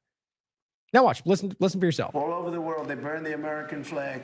And as you know, through a very sad court, I guess it was a 5-4 decision, they called it freedom of speech. But there's another reason, which is another reason that they called it freedom of speech, perhaps much more important, or another reason that they made it unconstitutional. It's called death. Because what happens when you burn a flag is the area goes crazy. Okay, so literally every time anywhere you burn a flag, everyone lose their mind and go crazy. Does anybody believe that? It's like some kind of brain, it's some kind of magic spell. You burn the flag and people start looting and going crazy. That's the dumbest, hyperbolic, assumptive thing in the world. He's just selling you on the narrative, which, by the way, look online. All the dutiful morons out there are screaming about that point, about how it's not even about the flag, it's about the people getting crazy. Okay, so you are now the Democrats. You are the same thing that you were calling out, because that's exactly the same logic they use for everything they're pushing. And now you're the same thing. Congratulations. If you have hundreds of people, they go crazy. You could do other things. You can burn this piece of paper. And it's... Yeah. Go out and burn a piece of paper instead. Same thing, totally. It doesn't matter. It's about your right to do this that is protected. And all he's trying to do in a very clumsy way is suggest that because that might lead to other things, but what he's saying is it always does all the time and everything's crazy, then that means we can make this illegal. No, it doesn't. It just doesn't matter. I don't care if literally you burn the flag. It does exactly what you're saying. It still does not change the reality of the the reality of the constitutionality of it. Trap myself with the sentence. But when you burn the American flag, it incites riots. Nope. No, it just burn the flag. People can do what they want, act how they want. The idea is that it's a protected act. You're not starting a riot. People can riot and they can be arrested for rioting. This is insane. This is the same logic the Democrats use to shut down all the things you guys have called out. Levels that we've never seen before. People go crazy. So again, levels we've never seen before. Can you give me an example? Levels we've never seen before. So you take the craziest chaos you've ever seen in the world that's documented, and that's worse, that we've seen it worse after the flag burning. Now, you can act like I'm being too specific. That's the way he does this. He's lying. It's not some kind of, just kind of off the cuff talking. He's making things up. He's always pressing it to the most extreme level because it's all about narrative building. And the dutiful morons, again, will come out and scream what they just told us. That's what happens every single time. Both ways. There's some that are going crazy for doing riots at levels that we've never seen before. People go crazy. In a way, both ways. There's some that are going crazy for doing it. There are others that are angry about them doing it. Oh, I see. So now because people are irrationally acting out against somebody who's doing something constitutionally protected, then we got to make it illegal. We're starting to get really close to the level of the argument for why guns should be removed. Doesn't that seem concerning? But I'm sure that won't happen, seeing as Trump is the one that has pretty much rolled forward every big change, including bump stocks, or, floating the idea of, I should say every big change, but in the context of what we've seen recently, or the idea of ban the guns, due process later. He personally said that. Now, I'm not even saying it's going to happen. In fact, I find that really hard to believe, but there's been a lot of things that I find hard to believe. My point is, if you disagree with the logic of the gun narrative they've spun, this is no different. You're not responsible for other people reacting to you. This is like saying shut down a protest because they've attacked me, right? So me being here caused them to attack me, so therefore I'm the reason this has to go away. It's just simply a broken argument for shutting down what they want anywhere all the time. That's what he's doing, and you damn well know it. Do you want to discuss that? Sure. So what the executive order does, sir, it charges your Department of Justice with investigating instances of flag burning. Great. So as many people are pointing out, let's realize how these people just set things in front of him and he signs it. I know you don't want to think about that. I know you don't believe that, but it's true. Like, he is being managed. I think it's very clear. It's the game of making this hubris-filled man convinced that he's the one in charge of everything. That's why they treat him like he's a child. You're so great and you're so powerful and everyone knows you're the smartest guy in the room. Do they believe it? Most of them in the past have said he's the dumbest person in the room, or he's an idiot, or he's a moron. Rubio included, Vance included. Does that matter? I'm not even saying he is stupid. I'm just simply saying that it's obvious that they give him options. They claim it's what he said and what he wants. He's being managed, and he's being led by these tech oligarchs and the Zionists and everybody else. It's like, it's no different than past administrations, but it's just very in your face, and the changes happening are some of the most alarming I've ever seen. But hey, explain for me what I just signed. Go ahead. And then where there's evidence of criminal activity, where prosecution wouldn't fall afoul of the First Amendment, and instructs the Department of Justice to prosecute those who are engaged in these instances of flag burning. And what the penalty is going to be, if you burn a flag, you get 1 year in jail. Okay, you see this is what's so hilarious to me. Just like with the MS-13 thing, I don't think he knows about the nuance of what the executive order said. The guy really carefully laid out the nuance, which is it's not afoul of the First Amendment, because we're not outlining flag burning. It's about if you happen to burn a flag and it also violates the law, well, then you don't need this executive order because the laws are already there. They're making it about the flag because that's what it's about. And Trump clearly wants that. This is his team making it, giving Trump what he wants in a way that they think they can get it done. And that's what he said. Burn the flag, you get a year. The guy literally just said that it's not about the flag. It's like if you burn it in an area where burning things are illegal, or if you burn it and it causes a riot and you're blamed for that. So it's not about the flag then. You see, Trump, it's either an example of his ineptitude or his like nonchalant disregard, like he doesn't even care. I don't know, but I find it obvious and kind of embarrassing. Watch what it's very clear. First Amendment, and instructs the Department of Justice to prosecute those who are engaged in these instances of flag burning. And what the penalty is going to be, if you burn a flag, you get 1 year in jail, no early exits, no nothing. You What get did it say? 1 year in Okay. jail. If you burn a flag, you get, and what it does is He made that, that's not correct, by the way, at least not what their executive order says. But my point, it is what's going to happen. That's what he's going to make happen. And all they're going to do is fit in what you do into some box they can make it sound like that's what it is. You know, the same way they're screaming lies about Garcia to get what they want.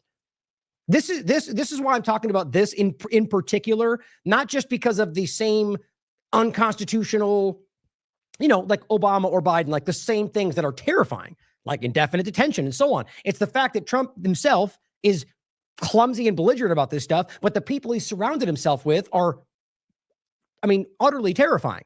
Not because they're necessarily smart or because they're maniacs. They're sociopaths, and they're also very insecure, naive, petty. I mean, we can all see it. And it's Zionists and globalists and big tech people. I mean, it's very clear to me that that's what's driving all of this. But the ultimate... if you burn a flag, you get... And what it does... I was going to say one more thing.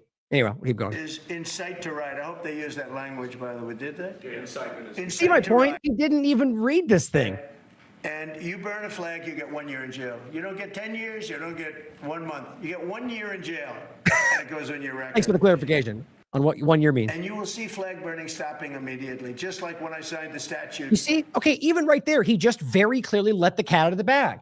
It's explicitly about flag burning. That's what it's about. This is why it's so insulting for people to try to play the game. They pretend, and that's what you're seeing all online. Literally quoting, and I'll show you next, the part from the executive order that says it's about the violation of burning in places that are allowed. That's not what he's telling you.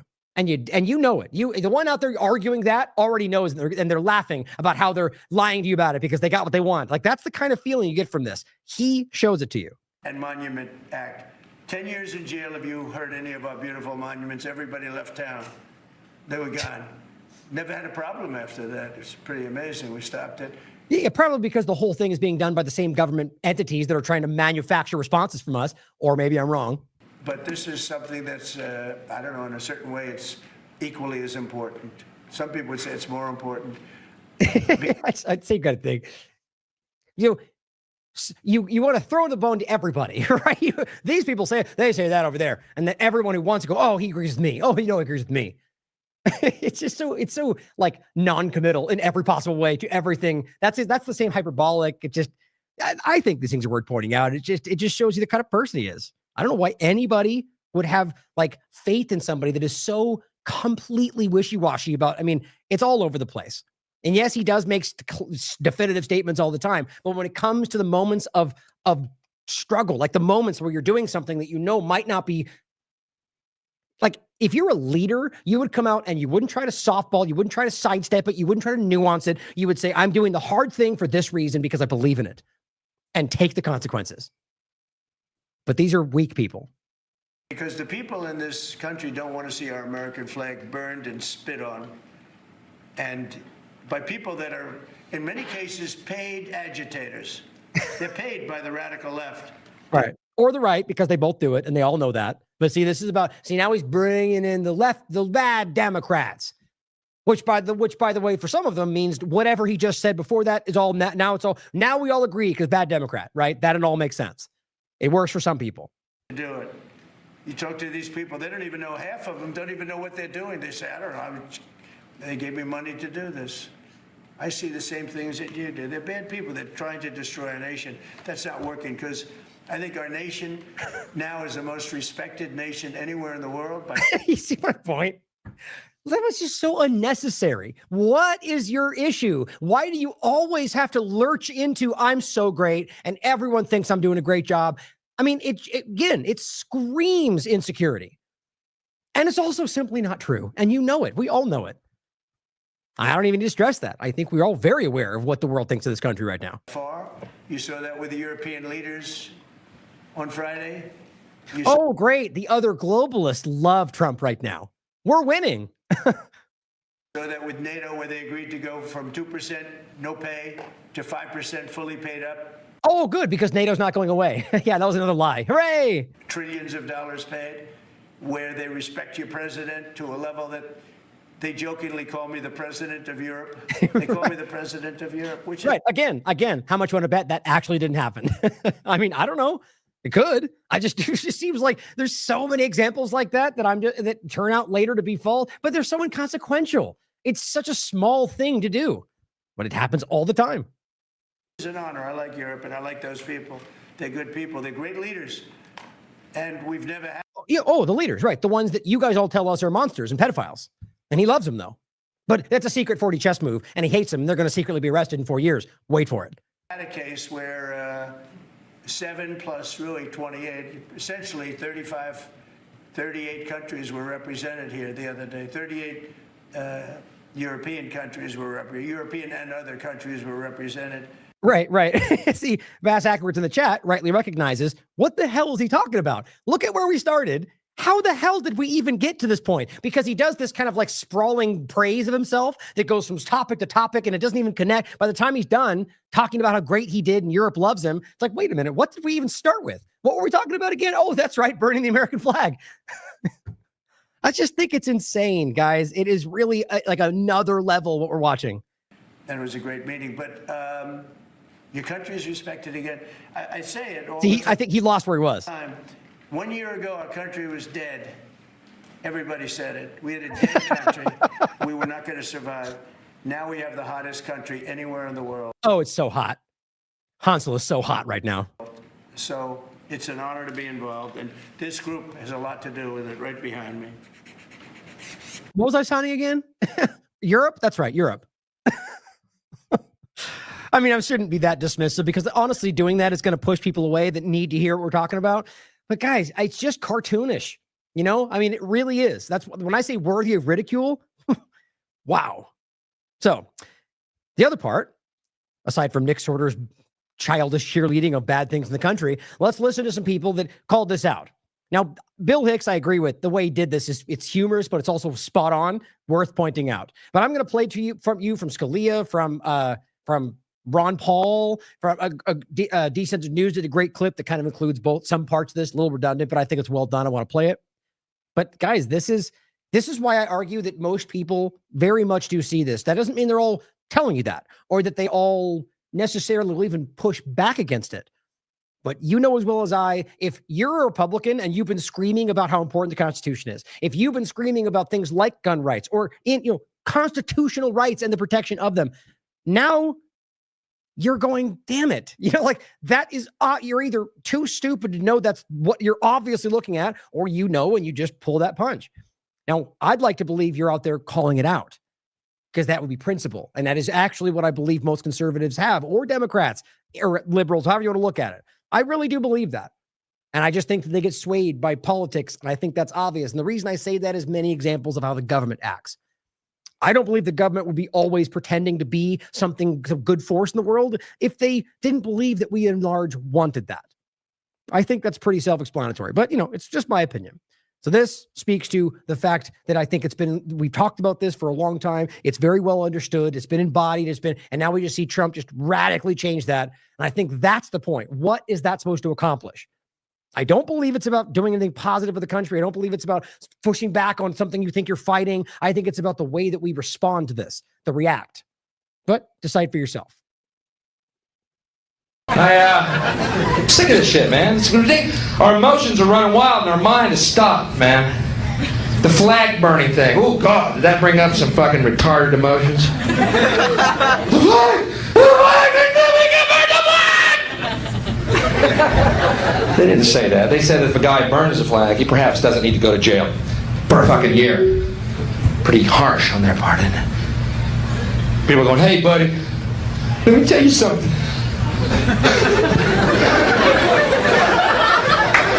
My daddy died for that flag. Really? I bought mine. They sell them at Kmart and shit. Yeah, $3. He died in the Korean War for that flag. What a coincidence. Mine was made in Korea. Didn't die for a fucking flag. It's a piece of cloth. He died for what the flag represents, which is the freedom to burn the fucking flag. And as my friend Jimmy Pineapple would say. I'm sorry for the cursing. I usually warn about that. But not that I'm sorry that he's cursing, but I usually give you guys a heads up because this is usually a family-friendly show. But it's such a perfectly obvious point, right? They didn't die for the flag. They died for that freedom, which, by the way, actually used to be the mantra, right? But now it's shifted. You understand this. You agree with it. It's time to be honest about it, Colin. Case fucking closed. If you don't want to burn a flag, then I'd recommend you don't burn it. I love y'all, and you feel that. Do we? I feel like we're being lectured by some kind of pale demon. Well, that too. So here is what Trump put out. I just want to show you a couple points on this. Like the first part is trying to like lay out the moral, like, the narrative for you, the way you're supposed to think, and all it really is it's the symbol that represents us and we care about it. Anybody doing it doesn't love this country. It regardless of what even if you think that's true, it doesn't change the legal reality of it. It doesn't change that you have the right to do so, especially when you understand that what they're laying out for you here is statism, it's jingoism. That's what they're doing. You can understand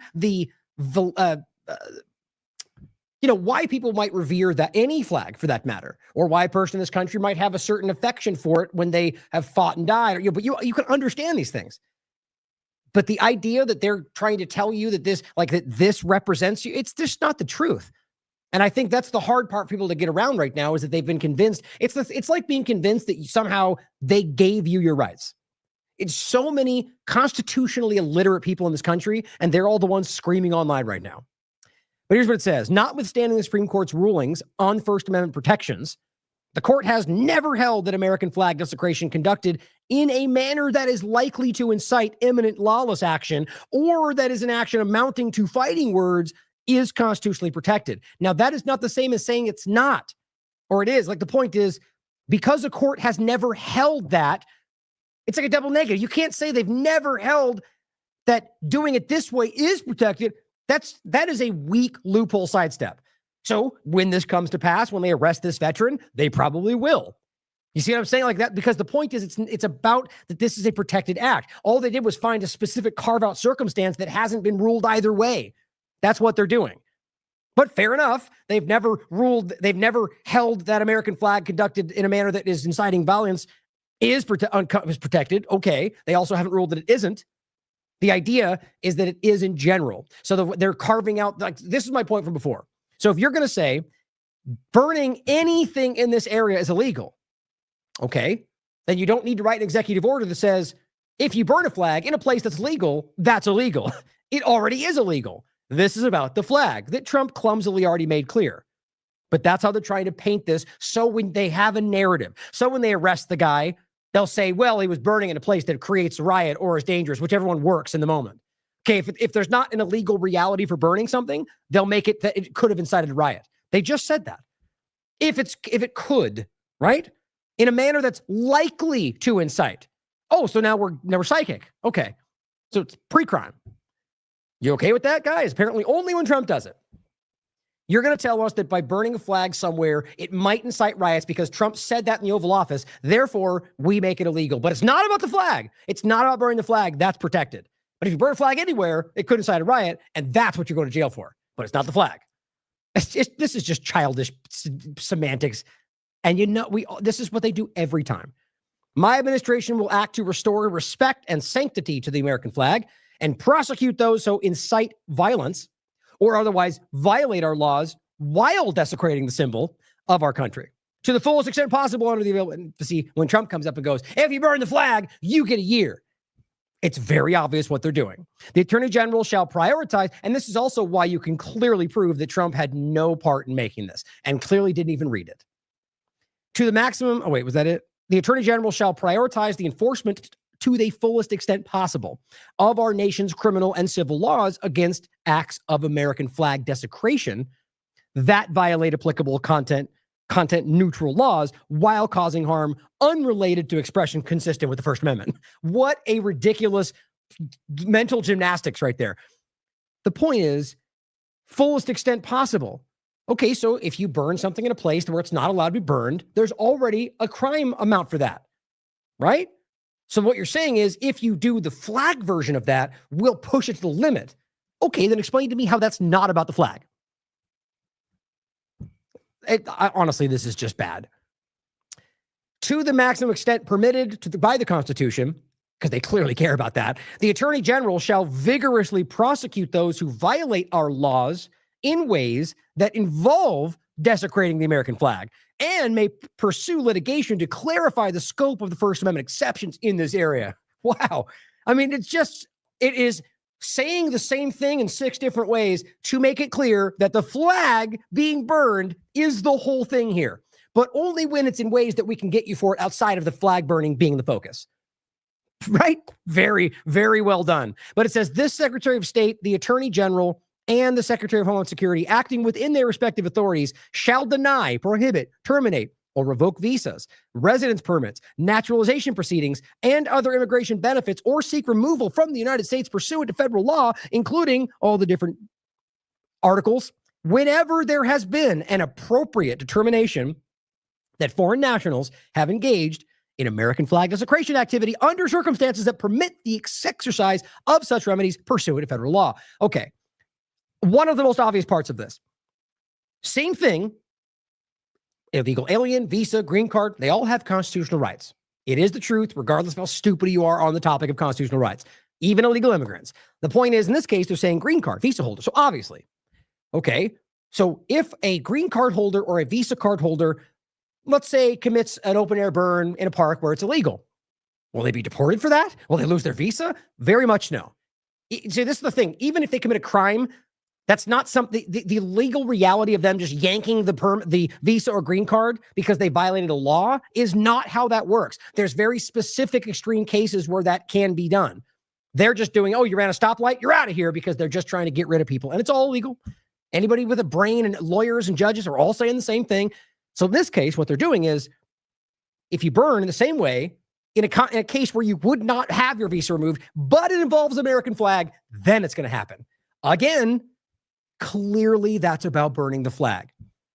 And this is my point. If this comes to a judge that actually cares about the reality of the Constitution, there's no way this will be upheld. But they're going to force it. And I'm willing to bet you they will ignore the judge and in many cases take action before this even goes before a judge. You know, we've seen it already, guys. Look, I've got people I know that are acting like this makes sense. And it makes me sad because it is obviously insane. Like, it is a willful deception of what's going on, just like they did with Garcia, because they want what they want and they don't care that it's wrong, but they know that you might. So they fudge it a little bit and then hope that you listen to the liars online about what it really means and ignore the obvious, ridiculous, unconstitutional thing flapping in your face. Libertarian Party says burning the American flag is an expression of free speech, which has repeatedly been defended by the U.S. Supreme Court. Repeatedly. Like, Trump tried to make it sound like this one case. He's just doing that to make it sound like it was a brief thing and they were wrong and let's redo that. It's not. It's been roundly upheld. And it says, patriotism doesn't mean blind allegiance to symbols. Patriots sure need to hear that today. If you ban burning the flag, you wholly discredit what it represents. Right. All these fake libertarians out there seem to miss that. Now, I will say there have been some that are, I would argue, really bad right now in regard to criticizing Trump administration who are standing up and calling this out. So good. I'm glad to see that, because that's what a libertarian should do. But quit whining, you're on the internet says, or just highlights exactly the point that we're talking about. The court has never held that American flag is conducted in a manner that's likely to incite is constitutionally protected. Again, that doesn't mean anything. You're saying something hasn't happened here. They've never ruled one way or the other on this point. It's not the point you think it is, bud. Either way, what they're trying to say there is they can arrest them for this because they're claiming it's about the other thing, not the obvious thing they're going after. I'm telling you, this is what the argument is all over the internet right now. Now, Chris Ann Hall says this. I think it's very well put. Trump desperately needs a real constitutional advisor. Pam Bondi is not. She's not a real anything, in my opinion. She's a not along whatever Trump says person. And I think that's pretty obvious. And never has been, she says, a constitutional advocate. She doesn't, clearly her or Kristi Noem have no clue what they're talking about. P.S. This is an executive order and is not even enforceable. Exactly. Now, but here's the thing, though. Some are suggesting that that's entirely the point. That it's not even really about this and they're not even going to enforce. It's really about giving some kind of a nod to people that want this to be the case because they hate Democrats or people that hate this country. They're like this rabid, jingoistic people that want, anything that if you say a bad word about the country, you should get deported, like that kind of lunacy. So maybe they're right. I honestly hope that's the case because to drive this forward, even the executive order itself and like the momentum behind it is a damaging thing for this country. and for the understanding of the constitutional the constitutional reality of the country, rather. So that's worth considering. But if in my opinion, if I'm guessing which way it'll go, I've already seen a veteran get arrested for it. So I think it's going to go the bad direction, to be honest. But she says you can't hate flag burning. Oh, you can hate flag burning. You can despise it. It can make your blood boil. But if you understand liberty, the very foundation of America, you cannot support government limits on free speech just because it offends you. Because that makes you the same Democrats you're calling out, doesn't it? This is exactly what separates a republic from free men from a kingdom of subjects. It's the protection of free speech we disagree on or disagree with. And let's be clear, the Supreme Court will strike down any such law. I certainly hope so. Not because they like flag burning, but because it will be their constitutional duty to do so. And before you nod along thinking it's justified, remember, a president you don't like will one day wield the same power. It's amazing how they can't reflect on that. Again, my argument is always the ones that are really driving the blind allegiance are the ones that don't care which way it goes either way. They're just benefiting by the ongoing manipulations, but they convince a lot of good people to look away from it. And it goes on to say, imagine waving a don't tread on me flag. Oh, wait, no, it says, what happens when a liberal president decides that your speech is offensive and uses the same power against you? Guys, it's the same point, right? So if you were upset about them saying you can't say these words, you're doing the same thing. Imagine waving a don't tread on me flag at a protest and being arrested because the president says it represents domestic extremism. Palestinian flag. It's the same thing. It doesn't matter what you think it represents. It is your right. And you're doing the same thing. You are, in fact, destroying what you think you're fighting for. Call it out. Once you give the government a power, it was never meant to have. It will always be used by somebody against you. Every time. Now, here's what the White House put out. Now, this is what's so embarrassing about this right now. The DHS account, the White House, it's like they've got some 16-year-old Doge person running these accounts. That they're small and petty and embarrassing. Like as much as I know that the government doesn't represent us, people in the world think that. And it embarrasses me to see that they look and they think we're so stupid. It's the same way people look at the conservative screamers or the liberal screamers and they act like that represents everybody on the sides. They don't. But it's embarrassing, isn't it? When you see they think that's what you look like and you don't. This is what they're doing. And they're making these like manipulative propaganda videos. And in fact, I'll read you an article in a minute or part of it that shows you that's what they're doing on the ground in Washington, D.C.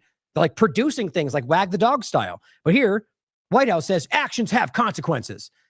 Burn an American flag, disrespect our nation, incite violence, 1 year in jail, no excuses. Oh, wait a minute. Hold on. I thought you just made this whole thing about not the flag, but about if it's illegal in other ways.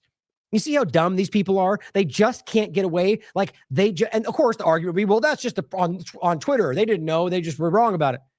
It's the White House account. It's about the flag. Let's stop being children, okay? It's obvious what they're doing. And even Twitter says, hey, per the United States Supreme Court, Texas versus Johnson, flag burning constitutes symbolic speech that is protected.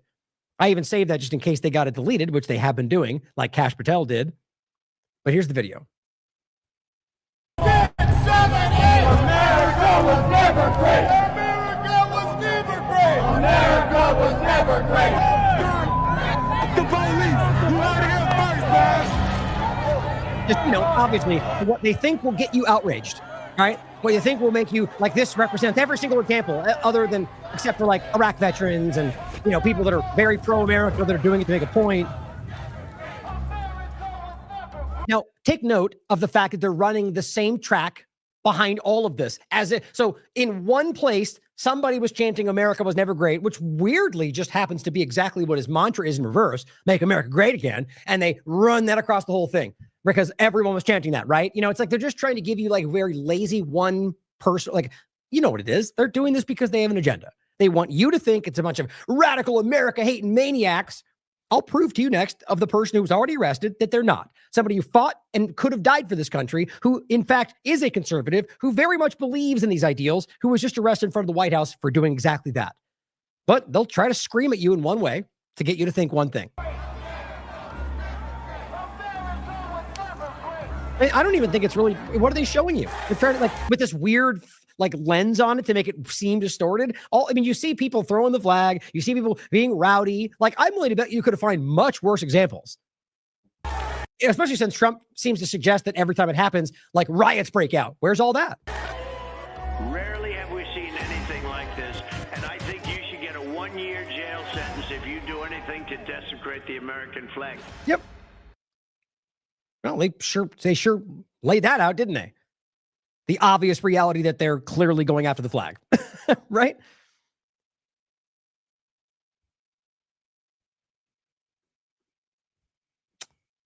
Next, Glenn Greenwald, with, of course, a clip from Justice Antonin Scalia. Probably the most popular justice among the American right in the last 5 decades, explaining why burning the American flag is vital free speech under the First Amendment and why banning it is clearly unconstitutional. Now, like Glenn, for example, is coming at this from the obvious. They're making it illegal to burn the flag, so let's make sure people understand it's not illegal. It's a constitutionally protected act. But people on the Republican side of this who are trying to scream for their narrative, they already have their sidestep. It's not about the flag. It's about other things illegal in the area. But clearly the White House just clearly said that's what it's about. Trump clearly just said that's what it's about. They're telling you it's about the flag burning. So they're trying to manipulate people to have a narrative to sidestep the obvious. Here's what even Scalia said. Oh, wait, I knew I just deleted that on accident. Hold on. King, I would not allow people to go about burning the American flag. However, we have a First Amendment which says that the right of free speech shall not be abridged, and it is addressed in particular to speech critical of the government. I mean, that was the main kind of speech that tyrants would seek to suppress. Yep. Burning the flag is a form of expression. Speech doesn't just mean written words or oral words. It could be semaphore. That's important. We'll get to that in a second. That's one of the most common arguments I'm seeing right now. Somehow the definition of speech only is things coming from your mouth. Therefore, that doesn't apply. Again, shockingly constitutionally illiterate people out there are the ones leading this charge. Burning a flag is a symbol that expresses an idea. It doesn't just mean a form of expression. Speech doesn't just mean written words or oral words. It could be semaphore. Burning a flag is a symbol that expresses an idea. I hate the government is unjust, whatever. If you're not sure, then in the end, and no one knows the Constitution better than you do, doesn't it come down to your personal interpretation of the Constitution? If it isn't clear-cut, which it clearly isn't, you in the end have to make an opinion, don't you? Well, don't forget this person has to be convicted by a jury of 12 people who unanimously have to find that he was inciting to riot. So, it's not all up to me. Right. So that's the other part of it that, cut together in the conversation is what Trump's currently trying to do is claim that. Clearly, this is something this has been there, right? The ideas have already been planted. So it's not some new thought, right? The idea is, okay, we can claim they're rioting and then, okay. But his point is correct, right? This would have to completely flesh out. But maybe that's what they're building if they want to accomplish this, right? Support from people that might end up in that jury box. Who knows? It would be up to me to say that there was not enough evidence for the jury to find that, perhaps. But ultimately, the right of jury trial is the protection. Yes, and obviously it's an old clip. I think that's pretty clear. Here is the next point. True Street Media, and I thought this was really interesting. Because the same point from the Libertarian Party about burning the flag and protected, but it says, because True Street Media says, because our constitutional republic is being subverted by a unitary executive running the country by fiat, the American flag is currently no longer a fitting symbol for display. Therefore, burning it is actually the preferred method for destroying it in a dignified way. Now, whether you agree with the logic of why it's no longer a fitting symbol to display, and there's plenty of logical arguments for that, seeing as how it's been bastardized by the very people who are no longer supporting the American people into a symbol of war. Now, that's not to say you can't still have reverence for it for what it originally was. The point is, you understand, if you're logical about this, why some might see it differently today. The point, though, which I find really interesting, is if you look up the flag code, guess what it says? The U.S. flag code says the flag, when it is in such condition that it is no longer a fitting emblem for display, which typically means holes in it and broken, but it just simply says no fitting emblem for display, should be destroyed in a dignified way, preferably by burning. I just found that ridiculous. So now the way that it argues you should get rid of a flag if it's no longer for display, fitting emblem for display, which, we usually take to mean that it's torn or broken, right? That they would argue you should burn it. And it being the one thing you should do in that case, it's funny that that's the thing they highlight for why. I feel like there's almost some deeper meaning to this, but it's not even worth it. It just seems silly. So I agree with the logical point here that if you believe that, then okay, in that logic, then you should have the right to burn it. And being not a fitting emblem for display, isn't that subjective? Isn't that up to the user of the flag or the one displaying it? It sure is. See, there's so many ways to look at this. It's not even about the flag, guys. It's about setting the precedent. And sure as hell are they trying to run this forward with the support of a bunch of mindless people following them for the agenda of, whether it's everything means nothing, nothing means everything, or specifically about the next step for some massive unconstitutional move, which is clearly happening. You can decide, but I think they are clearly using this as an incremental step. I very much do. And here's Ron Paul, the very guy they tried to pretend they were going to work with because they knew that would trick libertarians into supporting Trump's cabinet, who now is a bunch of Zionists and globalists and technocrats. But this is the reason why they wanted you to think they were going to work with him. Or Massey, by the way, who now he pretty much roundly hates because he continues to be the same person he always was. Pretty funny how that worked out. They call this stuff and they've been consistent. Ron Paul has been one of the most consistent principled people I've ever seen in this conversation. Here's what he has to say about Trump's executive order. Hold on, make sure.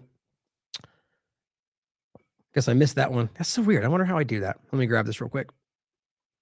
I literally go through this like one by one and somehow I still managed to miss these things. Or maybe I just made a mistake in what I grabbed or something.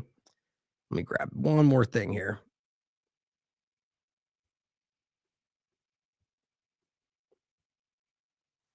Yeah, I guess I did. All right, hold on. Let me grab this. It's obviously a very relevant one because, one of the other clips I'm going to show you is the example of, where's that? Of him, in the past, talking about this for the Congress, which is very important. Again, being one of the most consistent people in this conversation, especially in this very point, which I always find it interesting as, to why people would pretend they, support this guy or they support Trump with him and then like almost contradict that exact thing by then siding with the people doing the exact opposite. Like, it's such an insulting point to try to pretend you want to work with them and then do everything the opposite of what he would do. But that's happening pretty much across the board. Here we go. Signed order to criminally charge those who burn U.S. flag in protest. So it looks like protest is the problem, and that's skirting on the grounds of First Amendment rights. And what we find is when people get into this, it's a very emotional issue. Patriotism rides very high in the flag between more or less sacred, and we have to be cautious about how we handle it. Yeah, I know it was an executive order that Trump signed yesterday, and it does feel an awful lot like an attempt to deflect people's eyes from things that are upsetting his base. The Epstein files, what's happening in Israel and Gaza. This is, I think, probably supposed to be sort of a feel-good move to get people on board. But then again, these aren't the 1980s anymore.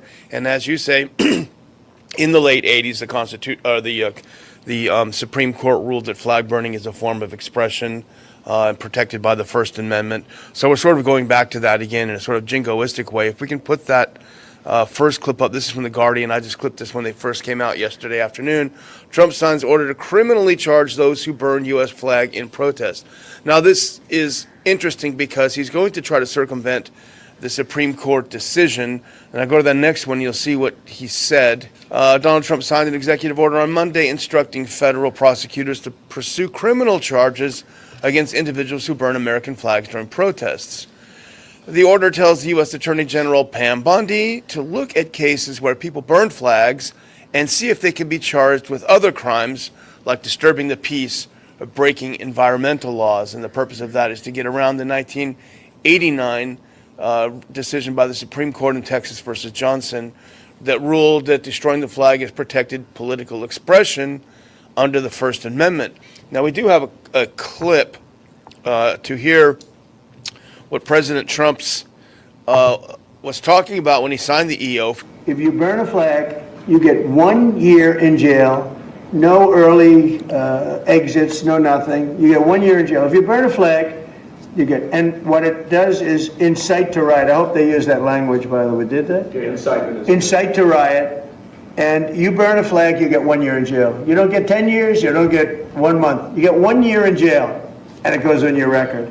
Because Michael Tracy, who we both know, is very insightful, and he manages to get people irritated with him on all sides. If you put that next clip up, he noticed something very interesting in this executive order. He said, what are the odds that Trump actually read his own executive order? It doesn't impose 1 year in jail if you burn the flag. It makes flag burning a higher investigative priority to see if other crimes incidental to the flag burning can be charged. It specifies no jail term. So he may not have even read his own executive order. I happen to agree, despite the ineptitude of Michael Tracy in so many ways. Here, next, is the clip from Decentralized News, which has some of the older Ron Paul clips, and then some of the parts of the clips you've already seen. But I really just wanted to play this because he did a great job on this. And this is back from June 11th. And this is Thomas Massey. Bring this bill to the floor. This is not an easy no vote for anyone who took an oath to the Constitution seriously. Like this is, and again, even here's Nick Sorter back then. Breaking, Trump announces he will be supporting legislation to jail people for the American flag. And it says, now we've seen illegals do this multiple times. All patriots should support this. Such a clown. It just makes me truly sad that people like this, I mean, I don't know. Maybe they're too stupid to know that's a ridiculous thing to say, or they don't care. I'm kind of leaning towards the latter at this point. That they just like, they're just like this windfall on these platforms, just screaming the thing you're supposed to, like they are the I support the current thing of the right. It's literally the same thing, right? They like the Ukraine flag for the left. That's the same thing they're doing in a way but it's a different way, but it's the same idea. And even here, nope, that's illegal, but yay, patriots. Here is the clip that they put out. Or no, excuse me. This was the clip they shared here. And there's the clip that Decentralized News put out.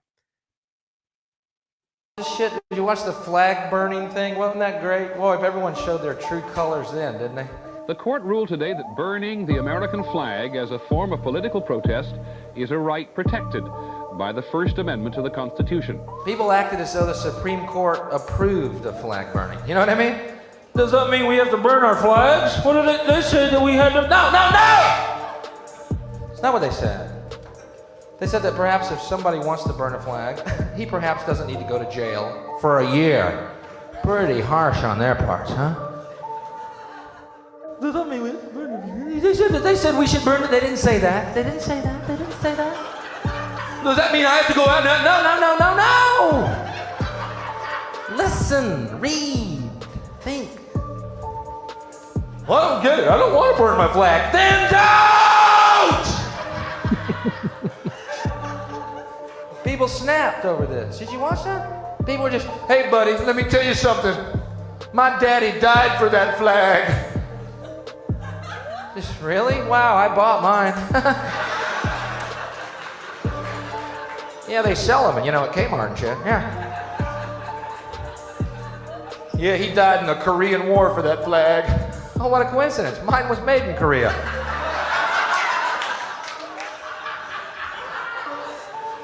No one, and I repeat, no one has ever died for a flag. A flag is a piece of cloth. They might have died for freedom, which, by the way, is the freedom also to burn the fucking flag. Say, burning the flag doesn't make freedom goes away. It's kind of like freedom. Today, the U.S. Supreme Court said that the state may not criminally punish a person for burning a flag as a means of political protest. In an unusual coalition, liberals William Brennan, Thurgood Marshall, and Harry Blackmun joined with conservatives Antonin Scalia and Anthony Kennedy.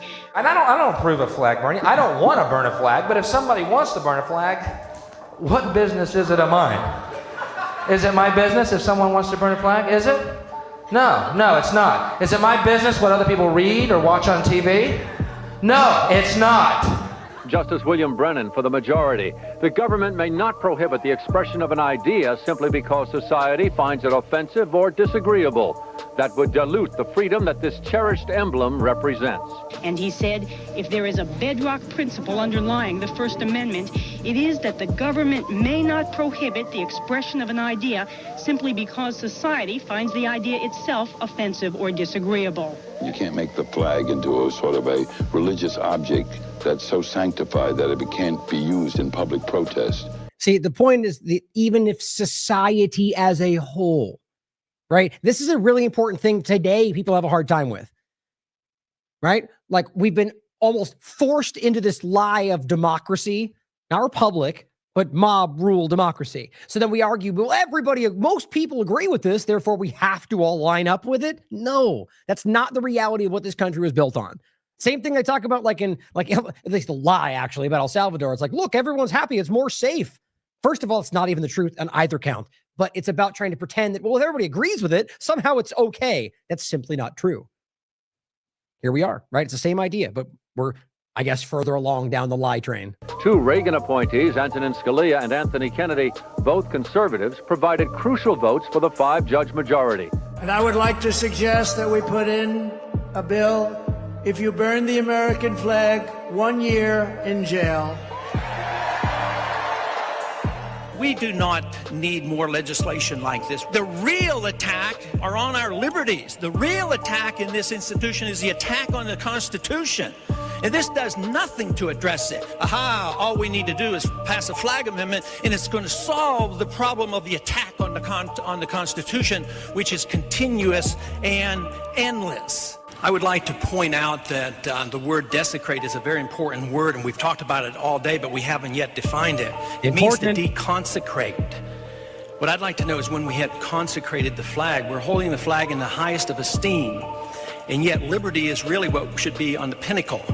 Liberty in the Constitution, but to deconsecrate something means that the flag was consecrated. I'd like to just read what that means. It says to make, declare, or set apart as sacred, or such as a church, to set apart for the worship of a deity.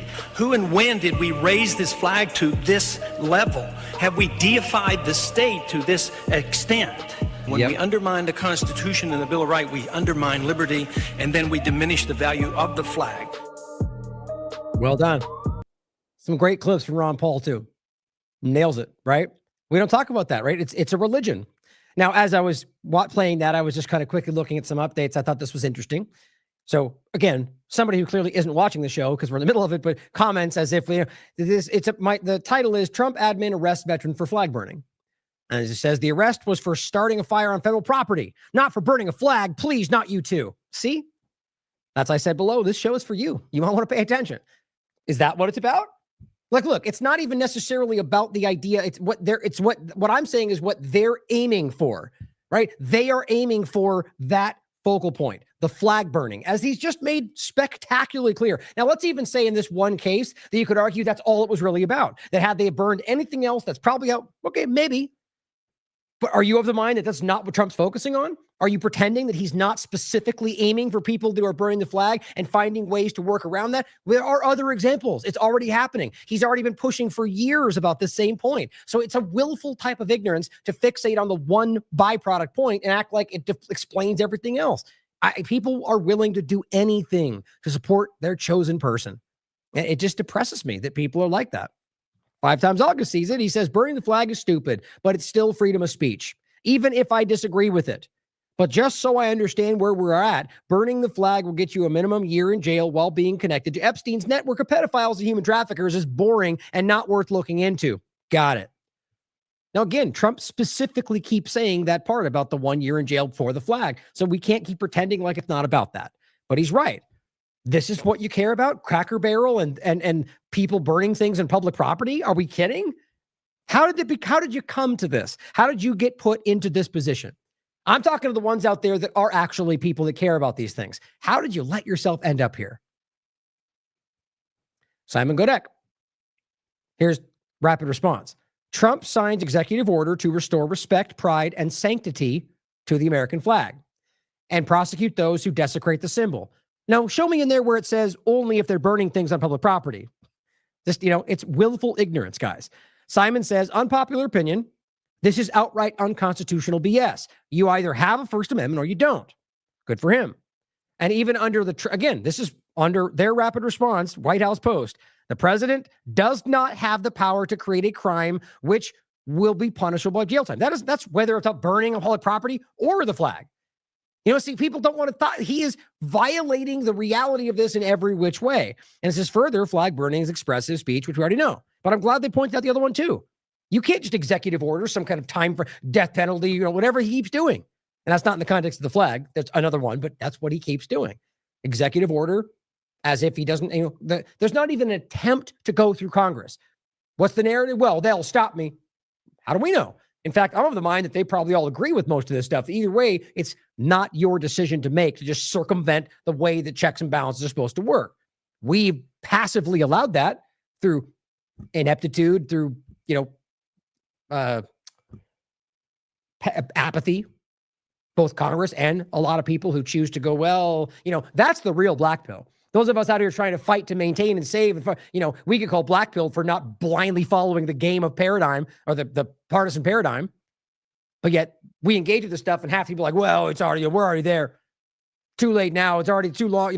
That's the black pill. They're both so bad. I got to choose the lesser. That's a black pill. The conversation's interesting. Southern Gal says, people died for this flag. And if you hate our country, leave. Simple. Honestly, I'm like, that probably a bot, just because of how that's like the lazy, like if you gave a bot like respond like you're one of them, that's what they'd write. It's like, it just feels like it's not thought through. It's an emotional tirade. People died for it. And that's not true. We just went over that. They died for the freedoms it represents. It's a lazy way to frame this. But the idea that you hate your country, who says he hates anything? It's just this lazy argument that you got couched already, ready to throw. She always has a copy she's posting on everyone she sees saying that. That's how it feels. It's not true. Or that you have to leave because let's just even say you do hate the country. Why should he have to leave? He lives here. He's born here. You're required to love where, the problem is, okay, let's just say it like this. Let's say the country's amazing and the government's amazing and you still hate them. That's still your right. Okay, but what about another scenario? Let's say the country starts out great and then the government gets really bad over the process of 15 years and you're there. And you've grown to really hate what they are because they don't represent what they're supposed to. Are you still have to leave?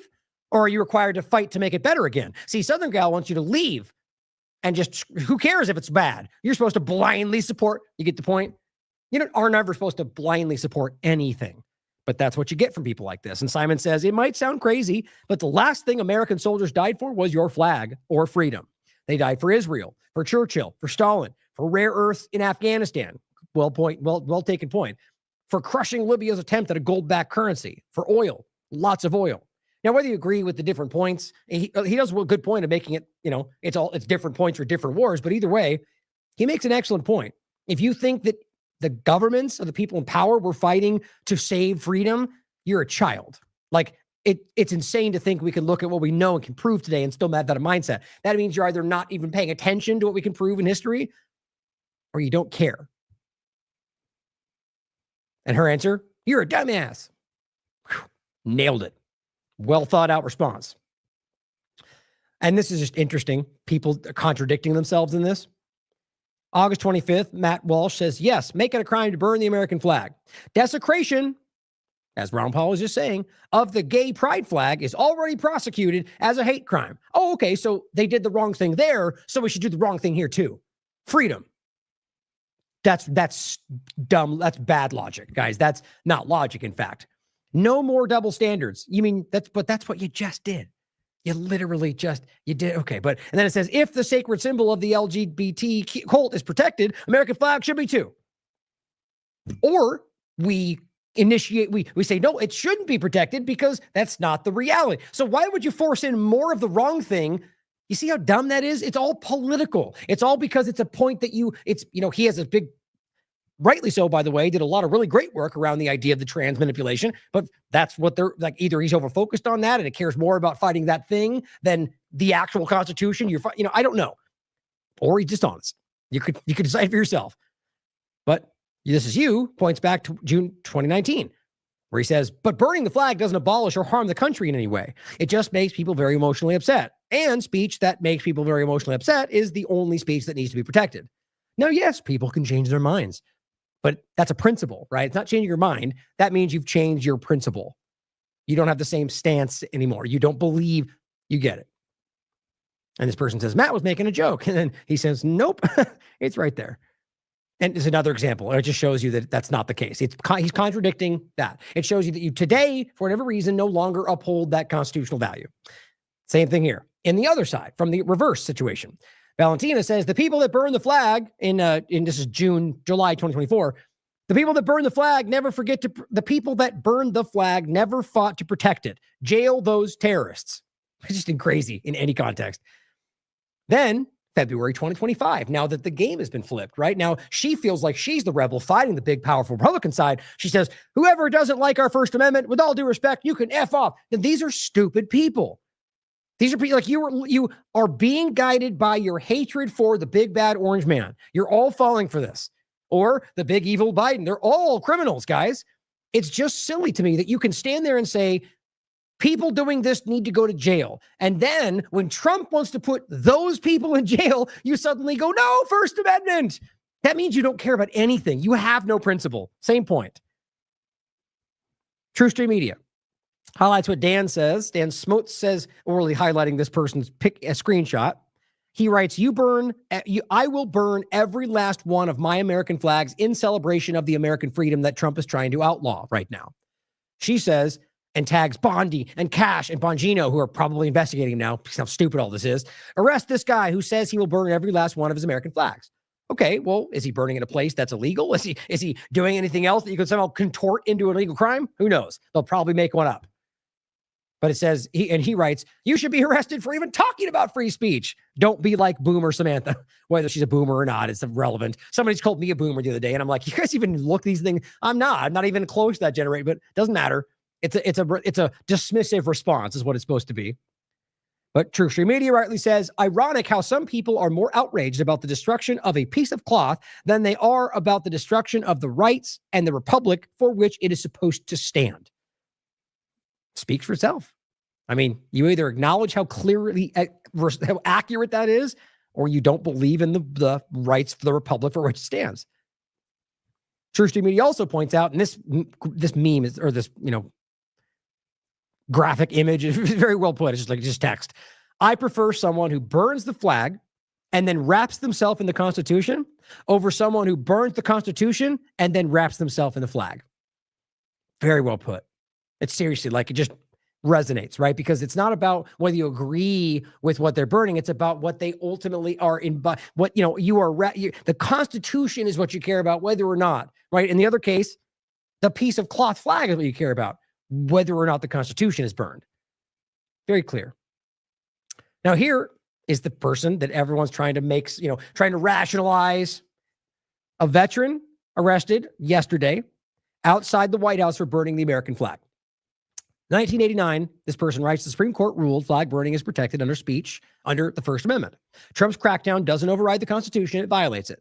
If we're locking up veterans for expression, we're not defending America. We're impersonating China. Here's the first clip. My name's Jay Carey. I'm a retired disabled combat veteran, serving over 20 years in the United States Army. I fought for every single one of your rights to express yourself in however you feel that you may want to express yourself. Take note of where he is. Okay, this is important.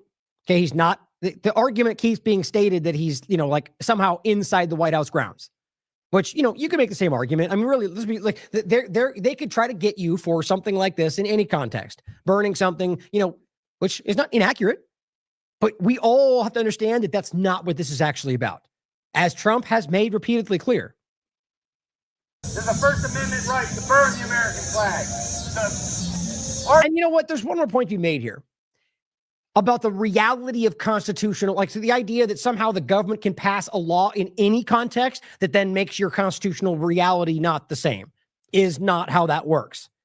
But you see, we're so far past that, fire in a theater and all these little nuanced points that allow them to rationalize the undermining of your constitutional rights. You could make, I would stand by the argument that regardless of what, civil infraction they claim you're not allowed to burn in this public property, that wouldn't circumvent the reality of your constitutional rights. I think that's an important point to think about. Jesus, in that house right there signed an executive order today saying that it was illegal to burn the American flag. No president can make a law, period, No Congress shall make a law infringing on First Amendment rights. I'm burning this flag as a protest to that illegal fascist president that sits in that house.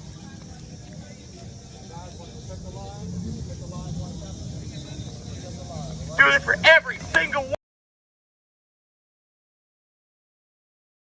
Isn't it funny to me? Like, it's funny to me which clips seem to be specifically weirdly out of sync and the other ones are fine. It's all downloaded from the same place. I think I always find that funny.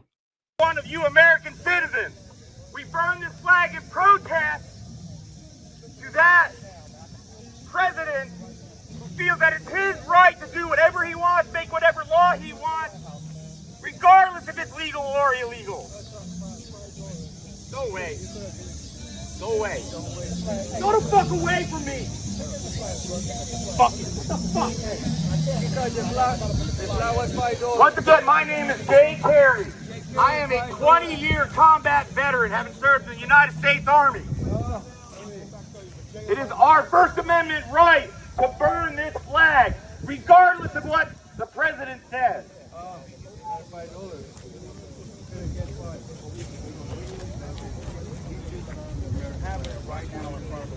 Yeah, that's what I thought. Nobody will enforce those Somebody's reporting him. illegal laws that that president tried to make.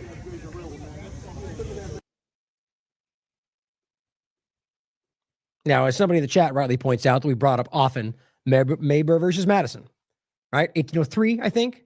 I could be wrong about that, but the point, and there's many other points, by the way, that are relevant that we brought up in the past, but if it's repugnant to the Constitution, it's null and void.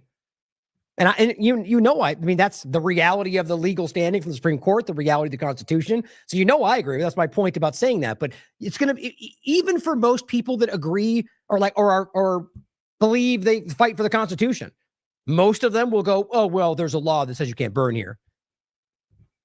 No, it's repugnant to the Constitution, therefore null and void. But it's a hard battle today, which it shows you what real constitutionalists are. But I'm not trying to diss anybody. People have just been misled. That's why we're here, trying to keep people in line with the reality of all of this. So again, speaks to the guy in line. Don't tell me you're saying that too. It's like from every possible angle, this is wrong, and people are finding their nuance because they want to support a certain side. It just makes me sad. Here's the other clip of when they arrest him. Do me a favor, I got a fuse right now. The violation of his First Amendment right. Yep, I'm being detained because I expressed my First Amendment right to burn the United States flag in public, not causing harm or causing any danger to any citizens or personnel in the area. That's okay. The other question is, had this executive order not been passed, would they have done anything? I argue no. I argue this was about calling his bluff or whatever you want to look at it as, and they responded because that's how small these people are. So what we get when we have a fascist right here. You're the ones with firearms, not us. No.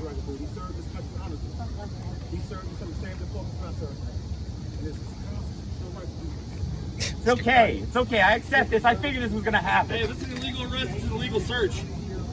Nothing worse than our brothers and sisters, immigrants are receiving. Probably a lot better. I'm being treated very well. Not surprising, seeing as I'm a middle-aged white man. He just took his phone. See, what's funny is people making those kind of statements by the kind of just belligerent right team sport politics side will proclaim he's a Democrat. As far as I can tell, he's not. Doesn't matter though, right? If you say that, you are to them. Like you can be a Republican and say the wrong thing, and therefore you're a rhino now.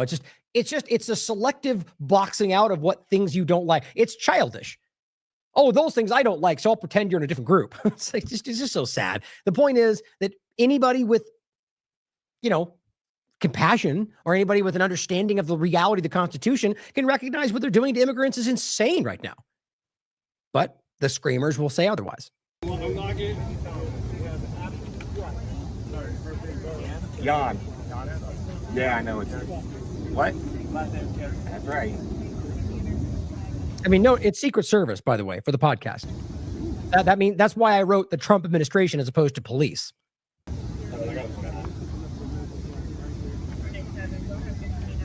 I mean, think about sending out the Secret Service to arrest. I mean, look at the military. Look at how many people are around. Welcome to your police state, guys. This is not normal, whether DC or not. You know, the idea that it's just military everywhere, Secret Service arresting you for an infraction in the middle. You know, it's obvious this is beyond what should be happening. And again, I argue it wouldn't if it wasn't because if the executive order wasn't there. Why is he being arrested? Why is he detained? Can't answer that? Scared to answer it? Why is he being detained? Being detained because I expressed my First Amendment rights in a public area, not causing any danger, causing no danger to anybody. Simply expressing my rights.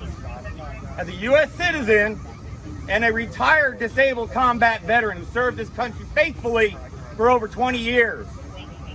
Which, as usual, means absolutely nothing to the people who want to claim they care about that if and when you barely challenge their agenda. Ask me, why is he being detained? Please? He's earned the right for his First Amendment. He's earned that right. Why is he being detained? Now, it's become pretty clear, by the way, from across the board, whether even, you know, there's plenty of local police, I would argue, that don't believe in what's happening. But pretty much anywhere you look right now, police are no longer identifying themselves. They're not addressing people. They're not responding. They're not, you know, they're being allowed to do that right now. One of the many things that are happening that are shockingly changing, like a drastic step in authoritarianism away from the Constitution every single day. It's what they call the boiling frog, right? One incremental step, one little degree every day, and you just don't recognize it. You go, well, it'll change tomorrow. Yeah, it's only for this thing right now. Oh, yeah, that's just because those people came in. Oh, narrative. And then by the time you look back, it's too late.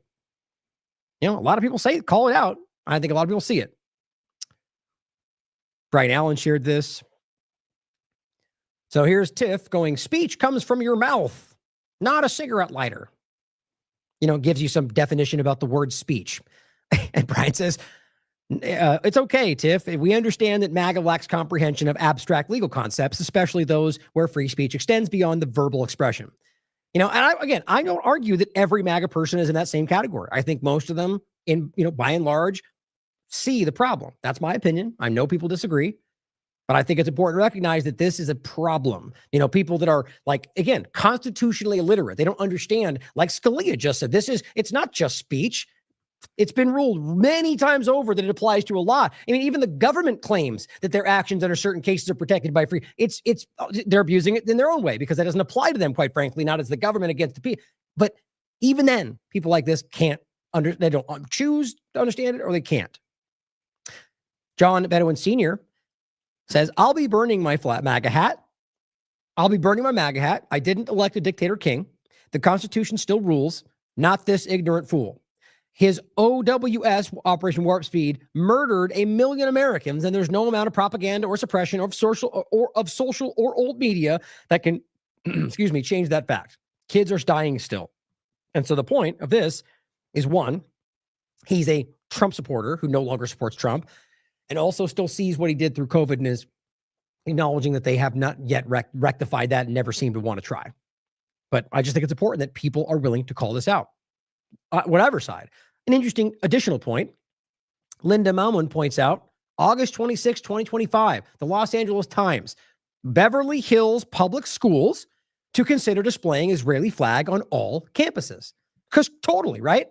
Nothing weird there. Why? Because it's where, apparently the United States of Israel at this point. Why not? How does that even possibly make sense unless you acknowledge that that's what's going on? On top of that, it's a flag overlap that I think is important. So meanwhile, while they're rapidly destroying the Constitution, they're instituting Israeli flags in schools, at least in some cases, or the idea of training your police, or all the different ways that they're infiltrating this country when it comes to the Unit 8200 startup companies or the PAC's cabinet in Trump's administration. But, no big deal. And I simply said, after Brian yesterday reported this, Fox News is reporting that Trump will sign executive order on the American flag. I said, and watch as all the fake patriots cheer. This is unconstitutional, and anyone who truly cares about the Constitution will call this what it is. And Jamie rightly points out, funny how y'all, and she's talking about the people that are pretending this is okay, funny how y'all scream about freedom until it's someone you don't like using theirs. Well put, right? Freedom, until somebody else is doing something you don't like. Then they go, not that one, though, just like the left. or you could have taken that either way. I'm addressing this towards conservatives, but the point is, didn't you guys make that same point? Right? That's, freedom of speech, unless you say the things that make me unsafe and uncomfortable. Just because it's a different framing doesn't change the principle of it. You guys are violating what you believe in because the other side's bad or whatever it is that I really like to believe that we're going to get past this. Now, martial law, Washington, D.C., there's some important points to make around this topic. Now, I'll include the links to the shows we already did. Martial law rolls out around the United States. That was on the 22nd of August. Followed up with that, talking about Trump rolls out Obama's martial law plan, basically showing you that exactly what people were worried about Obama doing is what Trump is doing. And you could argue that they're just continuing the same plan regardless of the partisan side. However you want to look at it, it's insane that the very people that were rightly concerned, which again, my point was, I think it was clearly a plan that Obama, the article I pointed to was somebody claiming that they were conspiracy theorists about Obama and it wasn't happening. And now Trump's actually doing it and they're not calling it out. I think it's slightly the right point. I think it was going to happen under Obama and it clearly was seen, acknowledged, and they changed. It was there. You could prove that they had some of those things in action, let's say, and they were calling it out. And now Trump's doing it even further, and now they're not. Interestingly, so he sees part of the point, but I think he's missing it because of his partisan side. I think that's what plays everybody right now that are trapped in the partisan sides. Now here's Nick's order. It's official. National Guard troops are armed in the streets of D.C. Hooray! Look how happy they are about it. That's what he wrote. Each of them began carrying their military. Do this in Chicago, New York. Take our cities back. I feel like right now, maybe with the competing with Laura Loomer, I don't know somebody I have a lower opinion of right now online. Like really silly, like ridicule level. Like this is embarrassing, and yet millions of views and all this, which makes me either really hopeful that we are really living in a dead internet bot scenario, or sad that there's that many people that cheer something this stupid on, this contradictory. Like, unless they really don't care about anything they claim, which probably some of them, but it is what I said first. I really feel even more so if these people, care about the Constitution and don't realize how silly, just hypocritical, contradictory these stances are to what you're otherwise claiming, because narrative, right? We have to break it to bring it back. The Democrats did it first, so we're going to do it. I can't help but make fun of it. I'm sorry. It's ridicule worthy. I want to be mean. Trust me. Even that is far, we in the past, we never even got into stuff like this, but I'm telling you, man, it is a special kind of stupid. Speaker Johnson says Trump deserves Nobel Peace Prize for DC police takeover. Of course, right? Of course he does. Why not? But the point is, they've been building this direction. They've rolled it out as if it was going to be this, DC is just there to observe and make sure. And then, but now, and it will be really quick in just this one place. And then, it becomes, it might take a little longer. We're going to roll it to more cities. But now we need to help them. Now they need weapons. This isn't even like a slow increment. It's like every day, every 14 minutes, there's another, it's not slow. But it's incremental, but it's not slow. It's like very much in your face. It starts with it's only here and going to stop. And now look at where we are.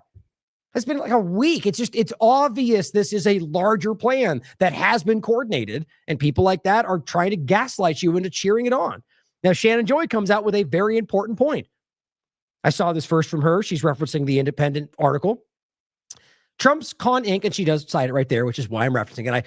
I will rarely point to someone who shares something, even if I see it from them, if they don't put the source link, but good on her. And she says, Trump's Con Inc. Trump's Con Inc. chumps thought he was going to deploy troops to blue states. He's totally rug pulling them by deploying his fascist police state to red states. Absolutely classic. He hates his cult, mocks them relentlessly, and they just come back for more. Now, I'm not sharing the hilariousness of this. I think it's horrifying and alarming, but I get why it can be humorous. But I do my best to not fall into those, even though we're making fun of people. It's like, when I'm not saying that I do it too, but when you fall into that line of it and you keep, you can find yourself cheering things on just because it hurts them or because it makes them look bad. That's what people like Nick do. And I just think we need to be careful and stay away from that. But good on her for calling this out, because I think it's very important. Trump mobilizing up to 1,700 National Guard troops in 19 states to widen crime and immigration crackdown. Because it's the same thing, right? Clearly wasn't supposed to be seen that way in the beginning. And oops, I hit my microphone. And now it's coming together. Like it's really largely focused on immigration, which shows you even there's a clear kind of sidestep. But deployments reportedly set to take place largely in Republican-controlled states. Now it says the deployments will take place across the following states: Alabama, Arkansas, Florida, Georgia, Idaho, Indiana, Iowa, Louisiana, Nebraska, Nevada, New Mexico, Ohio, South Carolina, South Dakota, Tennessee, Texas, Utah, Virginia, Wyoming, per Fox News. Texas reportedly slated to have the latest deployment. Okay. Weirdly, very conspicuously missing Illinois. When everyone's talking about that become the focal point. Now, again, it could be because that was by choice, so we weren't looking at it. But I find it really interesting. If it goes forward and Chicago is not the next place, the hype about the crime, which I'm not disagreeing with. Don't miss that from last time either. I'm in no way suggesting Washington, D.C. was a perfect bastion of freedom. There's horrible crime there. But it's not the way he made it out in the context of worse than any place in the world. This is what I was laughing about. You could have easily said this place is so bad with crime that we have to do something. I would have been like, yes, I agree, but not in the sense of what he did. So my point is, you didn't even need to lie about it. You could have easily gotten everyone on board because we know the crime is terrible there. But he had to make things up and corner himself, which I keep thinking is there's a reason for this. We're supposed to see. I don't know. It just doesn't make sense to me that they're that kind of consistently bad at this. But he made it. He literally claimed it was worse than any other place on earth. You can quite literally prove that's not true very easily. And then you can also prove that Washington, D.C., even with the claims that they're making, is not even in the top 5 with the numbers we can see. So why do they start there? Because it's D.C., because there's something important to that in this larger context, whether it's giving it to Peter Thiel or Freedom City or something entirely different. It's not about what they're claiming. You have to be honest about that. But then the next point's same point. I don't have the Newsweek article up, but you can look at the top 30 list we gave you from a conservative platform. And the point was they're not aiming at the top 5, not even the top 10 in most cases. So what's it really about? My mind is about 2 things. One, about specifically the locations that are important for what they're doing, the AI transition, whatever agendas they're really aiming at. And 2, more broadly, just the police state. I mean, this is quite literally what most people have been alarmed about for a long time. Rolling out the martial law police state. Now, whether it ends up being what we would envision as that, or just having casual members of the military and ready deploy units all over the country, which is what we're going to get to. It's what they're actually doing now. How is that okay with any conservative right now? Why? Because you think Trump's not going to do anything bad to you? Well, what happens when the next Democrat comes into power? I mean, really can't think that far ahead? This is really crazy to me. The idea that we're not only, look at, this is half the country. On top of the fact that it's largely Republican states. I just think that needs to really resonate. Recognize that it's as always, it comes back to bite you if you lean in to supporting any power structure, in my opinion. But okay, so Illinois was not listed there. Here's what he had to say about Chicago. They're all pointing at Chicago. You all know Chicago's a killing field right now. And they don't acknowledge it. And they say, that's not true. Pretty sure everybody acknowledges it, but you're setting a narrative. We don't need him. Freedom. He's a dictator. A lot of people are saying maybe we like a dictator. It's also important, casual mention of, maybe, but I don't like them. Dictators are bad, but maybe they like those things. Just his typical meaningless, floats the idea, it could be just a troll too. That's the way they play most of this stuff. Even though more than half of the things we were told were really just him toying with the left, turn out to be real. And then they go, well, we always meant it. We were trolling you. Or you don't even know what's going on and you're just playing along with whatever you're supposed to say yes to, like most of you are. But a dictator, remember what he said about Sisi? Where's my favorite dictator? What did Bukele say? I'm the cool dictator. Guys, they're clearly priming you for something, probably an authoritarian state. That's crazy, Ryan. It's not like they're rolling out a police. Oh, they are right in front of you. Chicago. It's clearly what they've been insinuating and pointing to. Benny Johnson today, Chicago resident urges Trump to deploy the guard. Okay, so then clearly everybody agrees because this guy in the street says so. I'm not arguing that there's not crime. I'm willing to bet you plenty of them want whatever he's talking about. Maybe because they have personal stories about crime. But overall, Just like in DC, at least from my impression, it does not seem that most people want what's happening. That's just my opinion based on what I can see. And you don't have to believe me, but the truth is that I really do try to find, tap into other groups and reach out to people who may have, people that live in certain places and be like, what are you hearing from people? But you never really know. We'll get to an article from the Washington Post, which I don't trust the Washington Post, but we'll consider what it says about that very point, about how it seems that people on the street have a very different perspective, and the videos that they take are very different than the same version of what happened from what the White House puts out. We all know they do this, though. We shouldn't deny that it's not, it's left and right. So if we pretend that they're not doing it now, then, it's kind of a childish thing to pretend like it only happens on one side. Like the deep state is only the one side. It's kind of sad. But yes, Chicago's got some bad crime. It's a really bad. I've said that many times over the years. I've also pointed out that it's weird how both sides seem to ignore when there's a problem there or people shot, but yet then over-fixate on certain shootings when they want to. It's typical. But all that's to say, yes, there's crime, and yes, it should matter. But I also very much think that there's a game being played between both sides to kind of justify problem, reaction, solution. But overall, it's about constitutional action and whether this is being done the right way, whether it's being used to accomplish what they want, not that they care about Chicago. And the bigger point on all of them, is this going to change anything, or are they just going to rush in the military, clear out the streets in an aggressive way, and then claim that's all good? And then one of two things. Either they leave and it goes back to what it was, because that's what will happen, or they stay and claim that keeps you safe. What's more likely, do you think? Here's Trump saying Chicago, but that he has the right to do whatever he wants because he's the president. Well, paraphrasing. You'll hear it for yourself. It is what he's saying. And I simply said it is amazing what people can ignore to pretend that they're winning. I would have much more respect for Pritzker if he'd call me up and say, I have a problem. Can you help me fix it? I would be so happy to do it. I don't love, not that I don't have the right to do anything I want to do. I'm the president of the United States. If I think our country's in danger, and it is in danger in these cities, I can do it. So there's no denying that. There will be people, like I'm already seeing, trying to mental gymnastics this. It's very clear. Language, again, very clear. Anything I want to do. I don't have the right to do anything I want to do. Hold on. Not that I don't have the right to do anything I want to do. And he ends with, I do. I have the right to do anything I want to do. I'm the president of the United States. If I think our country's in danger, and it is in danger in these cities, I can do it. I can do it. Right. So that's clear. Not that his point is I can do whatever I want if there's an emergency. He seems to genuinely think that. That's terrifying.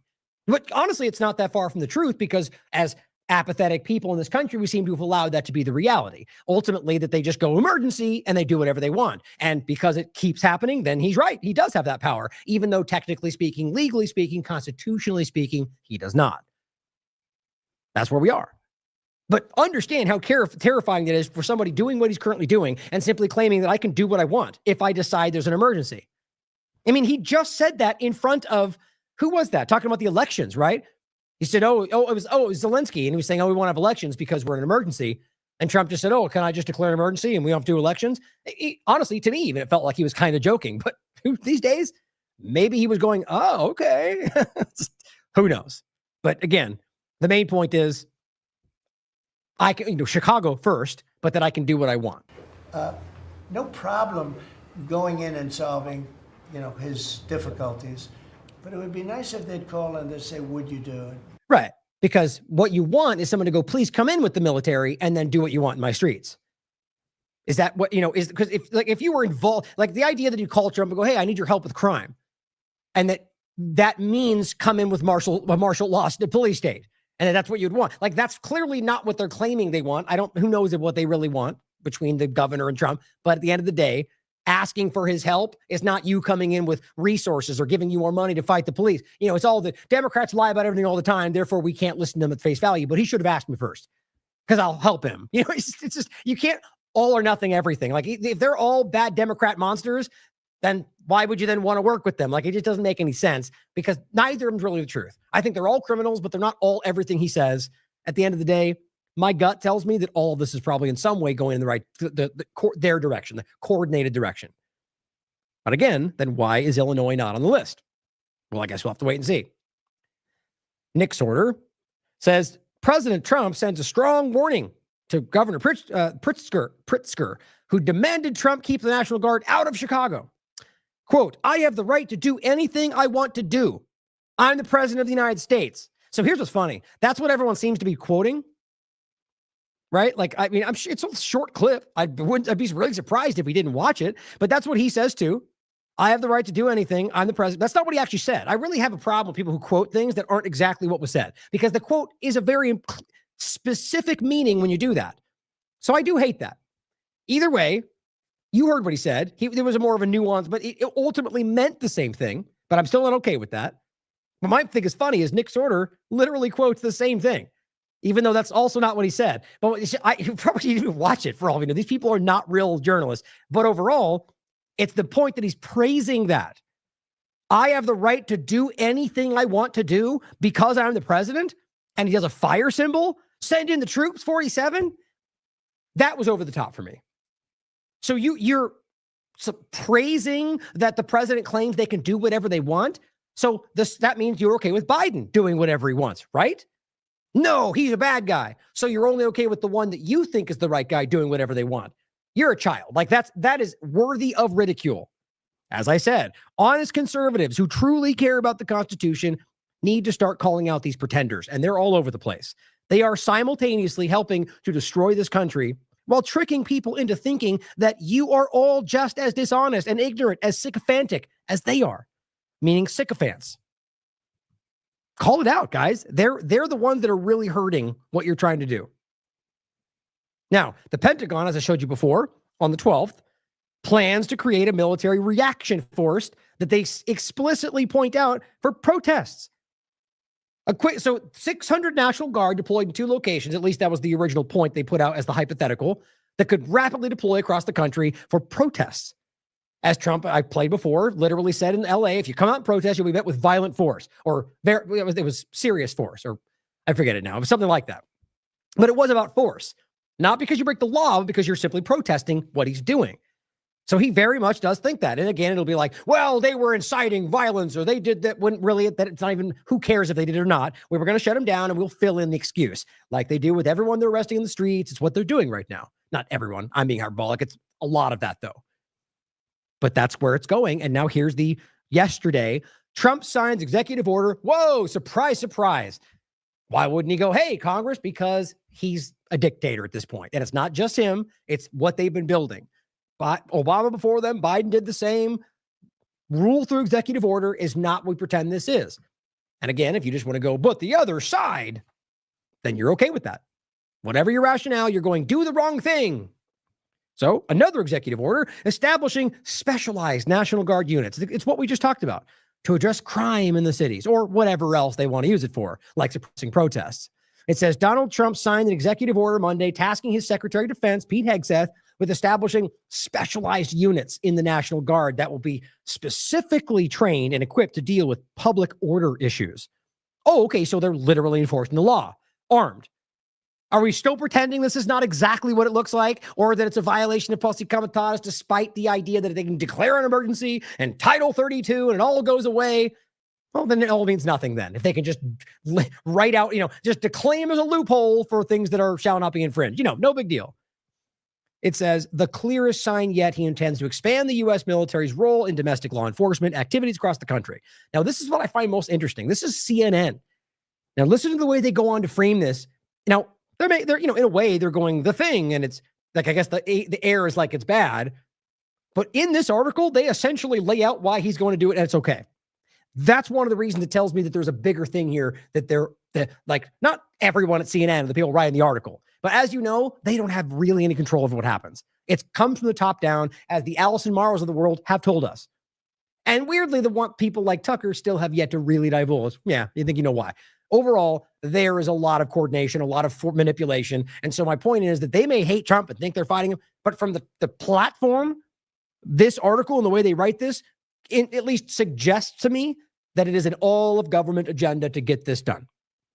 And not just this one thing, but the larger agenda. It goes on to say, to designate an appropriate number, it's a quote from Hegseth, to designate an appropriate number of each state's trained National Guard members to be reasonably available for rapid mobilization for such purposes and establish a standing quick reaction force that shall be available for rapid nationwide deployment. Now, you remember what our founding fathers had to say about standing armies? Now, that's already what's going on. We've had a standing army for a very long time. Well, once militia stopped being that, now we just have an army all the time. Well, that's something our founding fathers would be very upset about. But who cares, right? Now, this is a step even further. Now we're going to have a standing military and bases all over the country, but now we're going to have standing deployable forces ready to be enforcing law on a given day. You don't realize how much further that goes? Military deployment in any place is usually seen as quite an escalation. The National Guard being deployed for protest in the past has been a big deal. This is being wildly normalized to the point to where he's having little deployable units that'll go out to enforce the law. Why is that? Because the idea of posse comitatus is very clear. All they do is claim that there's, you could use, it's right here, Title 32. Is that what it is? Title 32. And allow that to work. Why? Well, because you have a state of emergency. So what this means, if this is going to be the case, is that there has to be a never-ending ongoing state of emergency for I guess, the country all the time, that under that, they then execute this for whatever law is in place. How does that make sense legally? What's the emergency? And how does it justify them being there in all the time? Because it's the same thing that Ron Paul and even RFK told you. They never give your power back. Do you think the Nick Sorters of the world care at all? It says, questions remain, however, about how the order will work in practice. The National Guard already has reaction forces, right? They do. Designed to rapidly respond to incidents requiring law enforcement or security support in each state. They do. And every territory and District of Columbia. Okay, so why is this happening then if that's already the reality? These forces primarily perform their mission under the command of and control of governors. And Trump's executive order on Monday does not specify what authority the units outside of D.C. would report to if a state's governor does not wish to use them. Okay. Clearly you get where that goes. Just like now, despite this game they're playing where they're technically under the governor's purview, but Donald Trump's administration is literally telling them all what to do. It's the same way they do everything. They're playing it. No, the governors completely have control. They don't. We all see that. Or like with Garcia, well, our hands are tied. We totally can't bring him back. And they bring him back. They know you see that, guys. They're laughing in your face. They want you to pretend that they're laughing at the Democrats, but they're laughing at all of you because they're violating everyone's rights and they're violating the Constitution. That matters to everybody. So this is about trying to play this game about, you're creating in a way with ICE and this, you have a national police force, which is something that the Joneses of the world used to really call out all the time. And now they don't care. It goes on to say, oh wait, did I, yeah, okay, I read that. It says, quote, it seems very performative. So there's a lot of this going back and forth where it like even with the First Amendment flag discussion, this is more. Oh, I forgot to mention that too. Like that's what Daniel McAdams said, that in a way this feels like it's more of a head fake. Like it's something meant to elicit a reaction, but they're not really going to go after it. Something tells me that's not the case, but I get the point. Like in this case, it seems performative. Like the idea of the National Guard executive order might never really come to pass, but it's about trying to appease a certain audience, like with the flag thing. Yeah, it's a good point to consider. And it says, but again, the devil's in the details of how they plan on using them. I agree. On Monday, Trump suggested he'd ask Congress to codify the action, expanding the National Guard's remit, telling reporters in the Oval Office, quote, I think Democrats will actually vote for this. Now, maybe. Two ways to think about this. If the Democrats vote for this, then that answers my question. And it's pretty clear to me, at the very least, that it suggests that they are all, like this is a government power take move that they're all supporting because it gives them more power. Or the other way to look at it, or the other, I guess, possible outcome is that doesn't even happen. I'm kind of leaning toward the former. The idea that this is like codifying something through Congress seems to be something they are terrified of doing. Nothing like, I haven't seen anything. I mean, when's the last time we saw almost anything from the executive branch or any of the conversations from Trump go through Congress, whether it's foreign policy or anything else? They're just executive ordering everything immediately, right out of the gate. What, like hundreds of them came right off his desk. That's crazy. Because it's just going to happen the other way right back. And then it's just this teeter-totter, which is what I always tell you. So I argue it's probably, this is like feigning that we got everyone's support and everyone likes it. And then they just don't do that. So you kind of like sit some people's minds that maybe happened, like it's, like kind of half followers. And then the narrative becomes that, well, Congress was okay, but didn't even happen. But we'll have to wait and see. And if they vote for it, it'll answer the other question in general. But it's hard to see. Because there's a lot of personal hatred that goes back and forth, that some will push back. But my opinion when it comes to power. Look at COVID-19, countries or internally, people will take the power that they can. It says Trump could send National Guard troops into a state against the governor's wishes, reminiscent of what happened in Los Angeles, which is just crazy, when troops were federalized. But the critical distinction of who the troops report to, or rather the framing is that it's just a way to hide it, impacts what Guard members can or cannot do while they're mobilized. Federalized troops, like those who mobilized in Los Angeles, cannot perform law enforcement activities, even though they did. They spoke up about doing so, but the narrative is they didn't, even from CNN, which is stupid. And it says, as it would be a violation of Posse Comitatus Act. Yes, and they did. I argue the same thing now, despite the next point. It says troops on Title 32, which is something that Trump really initiated for the most part, and ultimately is a loophole that was created for this very purpose. And it says, like those mobilized inside D.C. are not subject to Posse Comitatus. That's ridiculous. And therefore able to assist in law enforcement. Why? Because you created some loophole? Because if we declare an emergency, therefore, that's stupid. This is like the idea of saying we can violate your constitutional rights because it hurts someone's feelings today, because we decided. It's just the way they play this game today. Now, you could disagree with me. I think that the obvious reality is that deploying a military force to enforce domestic law is against the law. That's what the original concept was. And now they just found a way around it. Does that make it okay? Not to me. The DC National Guard is unique in that the president has the authority to activate them under Title 32. That's DC in particular. And it says, though, that authority is typically delegated to the Secretary of the Army. Otherwise, National Guard troops elsewhere in the country are under the control of the governors. Now, this is why earlier I argued one of the more likely reasons that DC was the starting point. So, because if it really got pushed back, he could argue that in this location, that comes down, really, again, it should be the Secretary of the Army, but the Trump could effectively do that. But even then, though, the same point applies, enforcing the law. That's why the emergency was declared under what concept? The emergency, right? What's the reality here? Is it still, we're talking about immigration? We're talking about crime? How do you prove any of these things constitute an emergency? My point is there's a specific, framing within, so if you're going to declare an emergency, there is a specific point in which that has to be, you can't just claim it's a windy day today, therefore it's an emergency. They do, but the point is those things are illegitimate and they do it all the time now, but that's the normalization of the precedent, like he's doing now. You just keep letting it happen. Eventually it just becomes the reality. There's plenty of illegal and unconstitutional things that we allow all the time these days. Now, this is from Washington Post. What's really going on in DC? What you see depends on who's filming. Now, you can read it all for yourself and be rightly skeptical of the Washington Post, like you should be of anybody. Equally, by the way.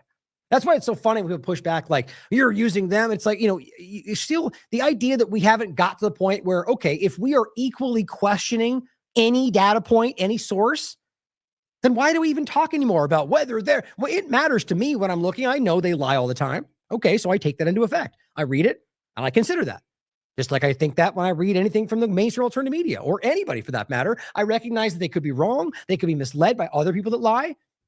And it's very simple. If you simply acknowledge there's lies being spun in all possible ways, you question every data source, then it becomes irrelevant to a large degree, whether or not that's the case. If you are doing the right thing by doing your due diligence, then it shouldn't really matter. But see, the problem is it's used to dismiss, which is really the point. Oh, that's a Democrat platform, so that's always fake news. Well, maybe, or maybe they're using the truth to manipulate you, and it's still worth understanding. But you get the point.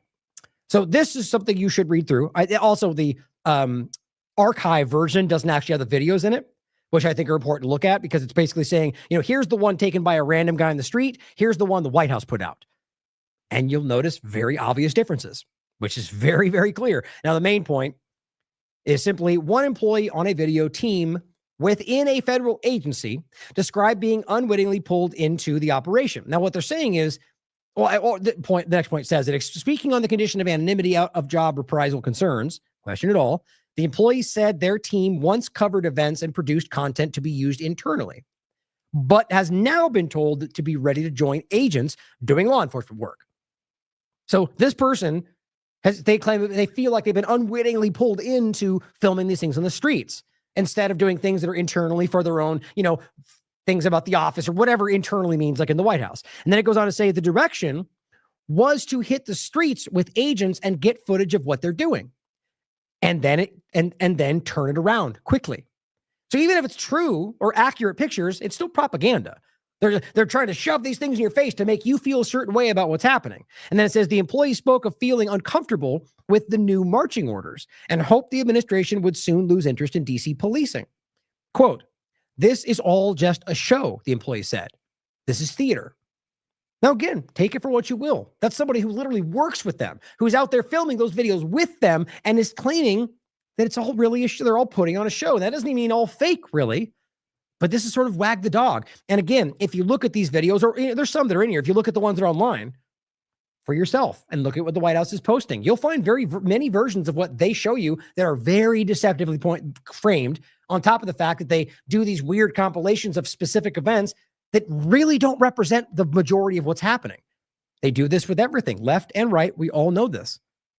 So it's important to consider that, right? That what you're seeing online is very rarely the full picture of what's going on. Now, before we get into the next point, let me see where my time's at here. So we're going to get into Garcia, some more immigration stuff. Okay, I think just for the sake of what we talked about today, I'm going to end with a couple points here. We'll probably leave it there for the next show, which might be tomorrow, depending on a few factors. So here is these are some points about the kind of the sidestep from a lot of what's going on, in particular, the rolling police state. Can you even imagine Obama or Biden doing a fraction of this and what Jones would have said about it? I mean, it's almost comical to think about. But that Epstein, I mean, a lot of stuff that they're kind of very clearly gaslighting, pulling away from. On the 23rd, he said, huge DOJ actions incoming. I really hope that they actually are going after Obama and the rest, which clearly hasn't seemed to have happened, or Clinton or Gates or anybody else they claim they're going to go after. 23rd, had a long talk with the top. Well, as if you watch this show and if you even pay attention to part of what they put out, he's done this a lot, and many, many times it hasn't panned out. I've covered many of them over the last 6 months. Like very, very large examples of huge insider sources tell X, Y, and Z that then just, and not even ever like follows up and goes, that didn't happen. Just moves on to the next, propagandized story. But then he posted this the next day with a blank piece of white paper and said, boom, I don't even know what that's supposed to mean. Here, on the next day, this is the 25th, he comes out again and says, mega bombshell exclusive. You got to, when you write bomb breaking and every single time, you got to pick it up a notch, right? So now it's gone to mega bombshell exclusive with 2 red lights, because it's really important this time, with 3 exclamation marks. So you know it's serious. And it goes on to say, President Trump's head strike force lawyer, Ed Martin, delivers powerful information to Alex Jones from the DOJ that will shake the foundations of the United States. Quote, as soon as they start indicting these people, if you think you've seen whistleblowers in House of Cards falling, it's going to go free fall. Okay. I guess we'll wait and see. I'm sure you know what I'm thinking. We've seen this before. The military tribunal, things that he has discussed, the idea of the indictments and the military tribunals, and it's all coming down. We've heard that for so long. This feels like the revitalization of the same old Q thing that's been going on for a very long time. Here's what David Icke said. They play Jones so we can play you. How long ago Jones was in tears over the Epstein files, but he soon recovered and got back on script. Bottom line, he's promoting one of the most corrupt, criminal, and tyrannical presidents in U.S. history, who is owned by Israel and the AI oligarchs. Every day a bombshell broadcast or mega bombshell broadcast. Exactly. It's embarrassing.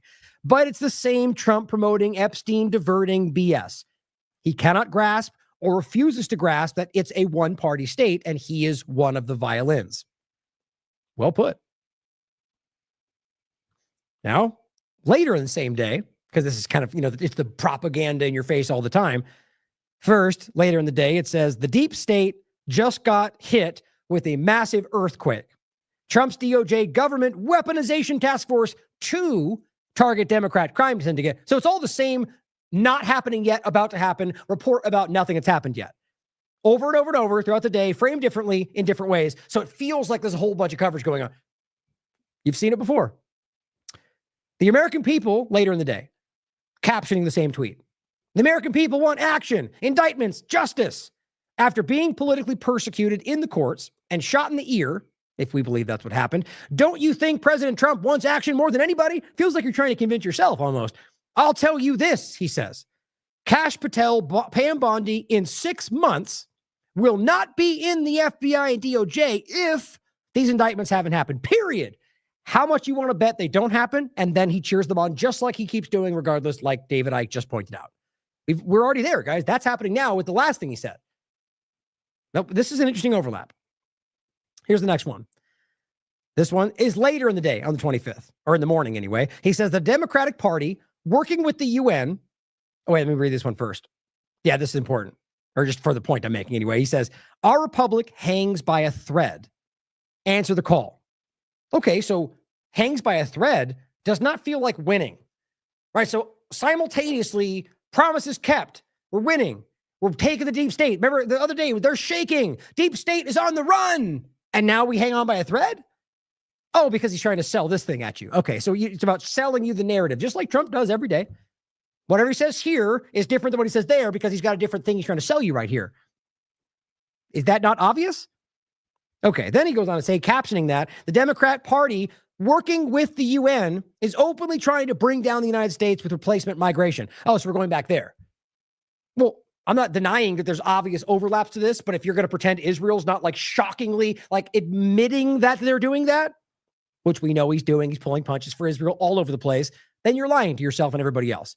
Or that it's just the Democrats and it's about some, it's a fraction of the story to get you looking in the wrong direction. It's what they do every single day. President Trump's actions are 100% constitutional, except not at all, though, and have been upheld by the courts. In fact, that's not true. That's actually ridiculous. Are you not paying attention? You watch this show, you know they've been shouted. The courts have ruled against them more than they have not in the context of immigration. And look at what they're doing with the burning of the flag. This is the day it happened. 100% constitutional? Okay, I'm embarrassed by you. And he goes, our republic is literally fighting for its very survival. Say again, later in the day. Okay. Same day, PM. When the indictments come, I want all of your apologies because everyone's calling him out for how ridiculous it is to say that with no evidence. And then he says, Alex Jones, he quotes, this is him putting it out there. Alex Jones calls out pessimistic patriots for preaching doom in the face of total victory. Okay. So in the face of total victory, but at the same exact moment, the fighting for its very survival. Okay. I mean, I guess you could make a point to how you could make an argument for those existing at the same time, but it's starting to feel a little bit abstract, all over here and all over there. It's whatever to sell you on the narrative. But my bigger point is you can't claim we're winning and everything's happening the way we all want it. And the deep state's on the run and then claim that we're fighting for our very survival or that we're hanging on by a thread. In this case goes back to the, face of total victory. Self-immolation is not the answer when grand juries are open. The Democrats are SHIT themselves in mode. Okay. I mean, am I the only one that sees how silly this is? I just feel that there are people that buy this. Now, this is middle of the day, January 20th, or today, 2025. Exclusive, Roger Stone confirms. Oh, cool. Then we know it's real. Grand juries are being convened nationwide. Again, it may well be happening. I hope it does, and I hope it's applied to not just one side of the paradigm and not selected people that they want to throw under the bus to make this all go away. But even it does, if they're people that we know are criminals that go to jail, good. That will be a positive thing. But until it happens, this incessant repeating of this point when everything else is going on feels like what you think it does. But he says, Roger and Alex Jones then wargame the Democrats' admitted plan to responding. Okay, so now you're taking a hypothetical and planning around what you'll do next. You know how many times Roger Stone has said things that literally turn out to be false? But he says it, so it must be true. But Maxwell said Trump's innocent too, so we know that now. Same kind of point. But here is just a flashback to July 22nd. Well, global bombshell, right? Because bombshell's used out. Trump says we are going after Obama for his treason, and he's not letting him off the hook like he did Hillary. Oh, okay, but yeah, that was July. How are we looking on that? How's that working out? Ukraine war is already over. Trump and Netanyahu have already split, clearly, right? Nope, none of those things are true, but we've all been told that's what's going on. DOJ sources confirm indictments of deep state coup plotters are imminent. We'll have to wait and see. But Obama, right? That was day after day when it was the real talk. That's coming. Obama's going down. The indictments are out. Okay. And where are we? There was even this whole point to put out who they were going to call in. And I haven't seen any movement on that. Not to say it won't happen, but shouldn't we all be especially skeptical of the government that we claim? Like, that's the point. They are the power. They're the government right now. So hasn't he told you your whole life to be critical of the government? So when they're claiming these things, we shouldn't just blindly accept that, right? Yes, logic. We shouldn't. But here he is again. Trump's DOJ is going for massive indictments of deep state leaders as well as their minions. And I simply said, seems to be all he can talk about right now. It really is if you look. I guess we'll find out. Meanwhile, Trump says a lot of people are saying maybe we like a dictator to make the point. You know, it's like what's going on right now is so crazy. And all they can do is point away at something that isn't even happening yet, if it does at all. And, you know, okay, if we got somebody who's literally rolling out a police state, violating our constitutional rights, and then he uses those powers to go after people that he doesn't like, even if they're actually criminals, doesn't that feel a little bit wrong? Like in the way it's happening, I'll still cheer on criminals going to jail. But you must realize if a criminal is using criminals to put criminals in jail, yeah, you know, it doesn't feel like a win to me. But here's this article. Donald Trump says, maybe people like a dictator, which we already played for you on the clip. But we'll leave it there for today, guys. I will come back to these. I have it already lined up for the most part, but just briefly, the point of Garcia, as you already know, is that he was detained again. And then even though they basically promised they wouldn't do that, and here's what's funny about the DHS point too. One, here they are putting him out as MS-13, even though their evidence proves that the evidence doesn't back that up. And that's the White House lying through their teeth. But they put out this thing about him claiming he was MS-13. Again, the same one we've shown you before. We have all the documents in this right here.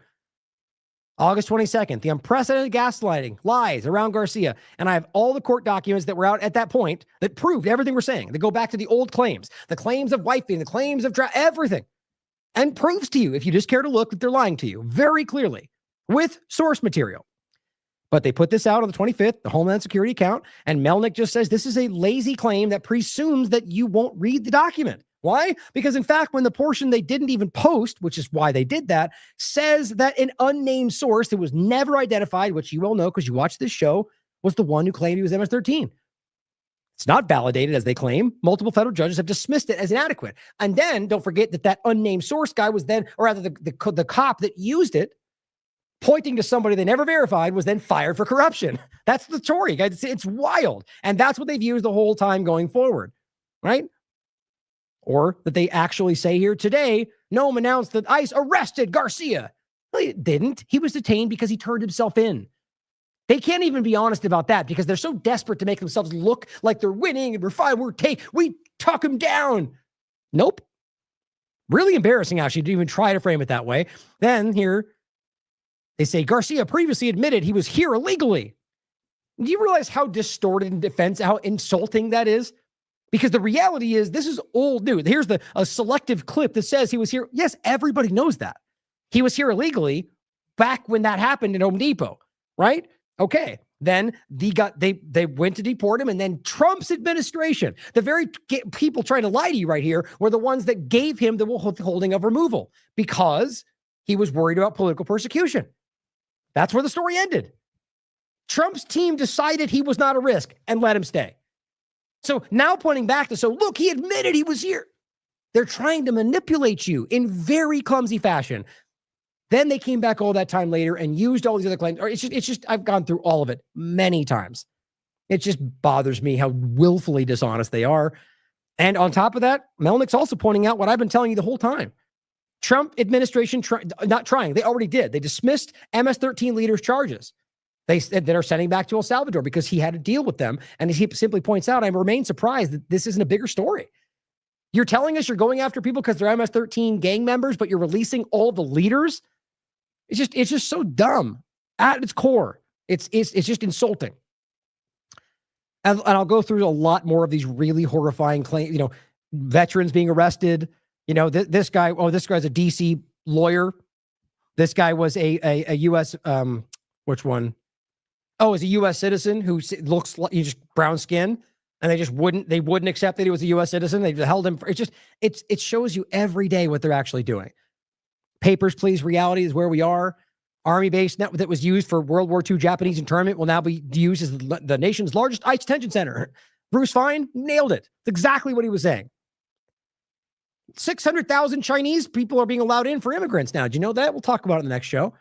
That's true, right? Afrikaners, come on in. 600,000 Chinese people, come on in. Which you guys can decide whether you think that's good. It's hypocritical to say this can't happen. We're shutting down all the immigrants because just the ones that Israel doesn't like. Even Laura Loomer's like, no, not the Chinese. They're all spies because she's such a moron. Of course, some of them could be. It's just such a weird. But the point is, it doesn't make any sense. You're all being played. You're all being manipulated. If you care to listen to these people. Now, I've talked about this many times.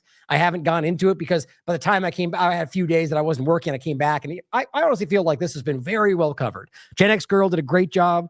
Alex, what was it again? Tom Alexandrovich, an Israeli government entity under Netanyahu that got arrested for a child sex sting, and they let him go. Meanwhile, at the same time,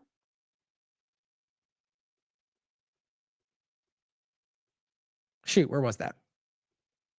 Oh, it is right here. Oh, same one. Meanwhile, Trump set to eliminate no cash bail in D.C. with executive order, right? So while he's doing that, he's letting pedophiles go, making it harder for Americans to get out of jail, but they're letting pedophiles flee the country with no charge. It's just so insulting.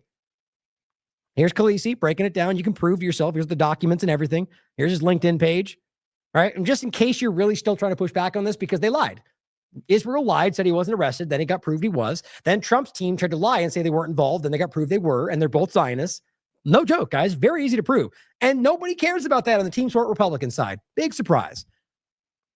100% charged on the county website. He was charged with luring a child. And just so it's clear, we literally have that now on our website. Shout out to, I think it's Breaking Point that posted this, but this is the actual paper. You can read it for yourself. And the point that stood out, he admitted to having been engaged in the aforementioned communications with the decoy juvenile as articulated under the summary. 15-year-old is what it was. Due to the aforementioned facts and circumstances, I've determined that Alexandrovich did commit the offense of luring a minor using technology. That's what the police said. He was subsequently transported to Henderson Detention Center and booked accordingly. He's from Israel and is visiting for the Black Hat Conference. Works for Israeli government agency right there and has so far approximately 14 years. Alexandrovich stated he has never been arrested and was not familiar with the consequences of speaking or not speaking with the U.S. Agent note, Walsh stated he was not able to give illegal advice. However, he wanted his story to be heard. It says Alexandrovich stated he was has a meeting with the NSA tomorrow and has met several Bureau people and NSA people over the past week. He described the Bureau agents as one of one white guy who was tall and bald and one black guy, in case that means something to you. But yeah, meeting with the NSA. They let him go. He fled the country. They don't care. Even Glenn Greenwald called it out as the U.S. State Department tried to lie about it. They were aware that he was an Israeli citizen and was arrested. They basically claimed that we didn't have anything to do with it. They're lying about it, and that's why he called him out. This wasn't some low-level obscure bureaucrat. He works with the Israeli National Cyber Directorate, which reports to Netanyahu. How do you release a foreign national on a major felony charge with no passport seizure? Everyone knows why, guys. And then the Utah attorney Chata, who, by the way, literally ran on the fact that she's Israeli, fighting against the squad. That's what her big push was. She put this out on the 18th. The 6th of August is when this happened. She was involved and then only came out with it when she became aware that everyone knew about it. So she said, a liberal district attorney and state count judge in Nevada failed to require an alleged. She's lying. Straight up. Gen X Girl called it out. Everyone can prove it. She is a Zionist who let another Zionist go for child sexual crimes. And here she is trying to claim. And then, of course, you could look at her other information, which is there too. People posted it down here of all the other quotes and things she said that are horrifying that she deleted. And then this is funny to me. Alex Jones on the 24th, because everyone's going, why aren't you talking about this? And I think we know why. Actually, it was the day before he talked about it, but he goes, breaking! Twitter confirms the removal of this guy was, blah, blah, blah. So here's what's funny to me. He says breaking and then literally plays Kim Iverson's report that was from a couple days before that. So I said, I always love when Alex reports on something everyone seems to already know, uses someone else's work to do it, and then still somehow writes breaking. It just makes me laugh. So stupid. And then here he is back home in Israel, or technically I think it's before, but that's the same guy on the corporate media in Israel talking about, he admits he is the one submitting social media takedown requests for Israel. 40,000 of them, 90% approved. Twitter, everything. No big deal. And Kash Patel, no one is above the law, he writes. And then the context underneath was added, well, they did let this guy go, the Israel child predator, and then they deleted that. It's not, where's the other one? Oh, I was rushing through it. There's one where I have it, it might be right here. I had the tweet where he says, no one is above the law. Most of you have seen it. The point is, that's no longer there. They got Twitter to remove that factual statement. So Khaleesi said Kash was community noted. Why is it now gone? I think we know. I think we all know why. And it sure ain't free speech. Now, last few points. This is an old story from the February 2024. And it's about, guess what? The son of an Israeli diplomat who intentionally ran over a Miami cop was let go and released back to Israel. No big deal, though, right? It's not like it's a continual thing. Oh, yeah, it certainly seems, when you look into it, to be a really common thing that happens. And it's not just Israel. I covered this a lot. Saudi Arabia does the exact same thing. And it's hard not to connect the same point, though, seeing as how it all overlaps. But multiple examples. Saudi fugitives accused of serious crimes get help to flee while U.S. officials look the other way. It's not hard to find. I covered it in this episode back in 2019. Or technically, it's an article we posted, but I covered it in an episode. And I was going to make a point about the Department of War, just showing you, really the peace president, clearly, as Comrade Misty points out, peace president, as he's going, Department of War sounds better. I don't want to be defense only. What are you talking about? It's not a game, man. This isn't some toy box you're playing in. Hegseth, this is short. I'll play this. This is, it just shows you who these people are. Oh, man, I haven't been playing this the whole time. Nobody in the chat told me. How long ago was that gone off the... Oh, well.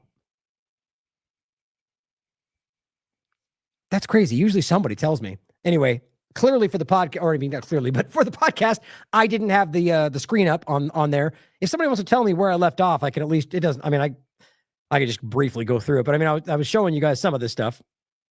I think some of it mattered, like some of these things I was showing you, like to see it made a difference. But anyway, most of it was stuff I'm going to come back through in a future show. So if you want to look through it, I'll include most of this either way. Thanks a lot, chat. You guys let me chat. I'm just kidding. But so here we go with the last points. Oh yeah, this part. So this was the clip I was going to play. This is Hegseth. Day turns into a... Not that one. Here it is. My platoon in Guantanamo Bay, our motto was, those who long for peace must declare for war. Did you hear that? Totally logical, right? It's not Orwellian at all. Those who long for peace must declare war. Yeah, spoken like a real defense contractor, government defense. It's like, that's so insulting.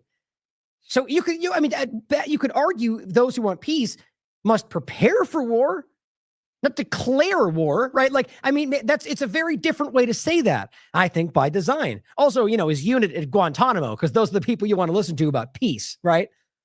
Must prepare for war.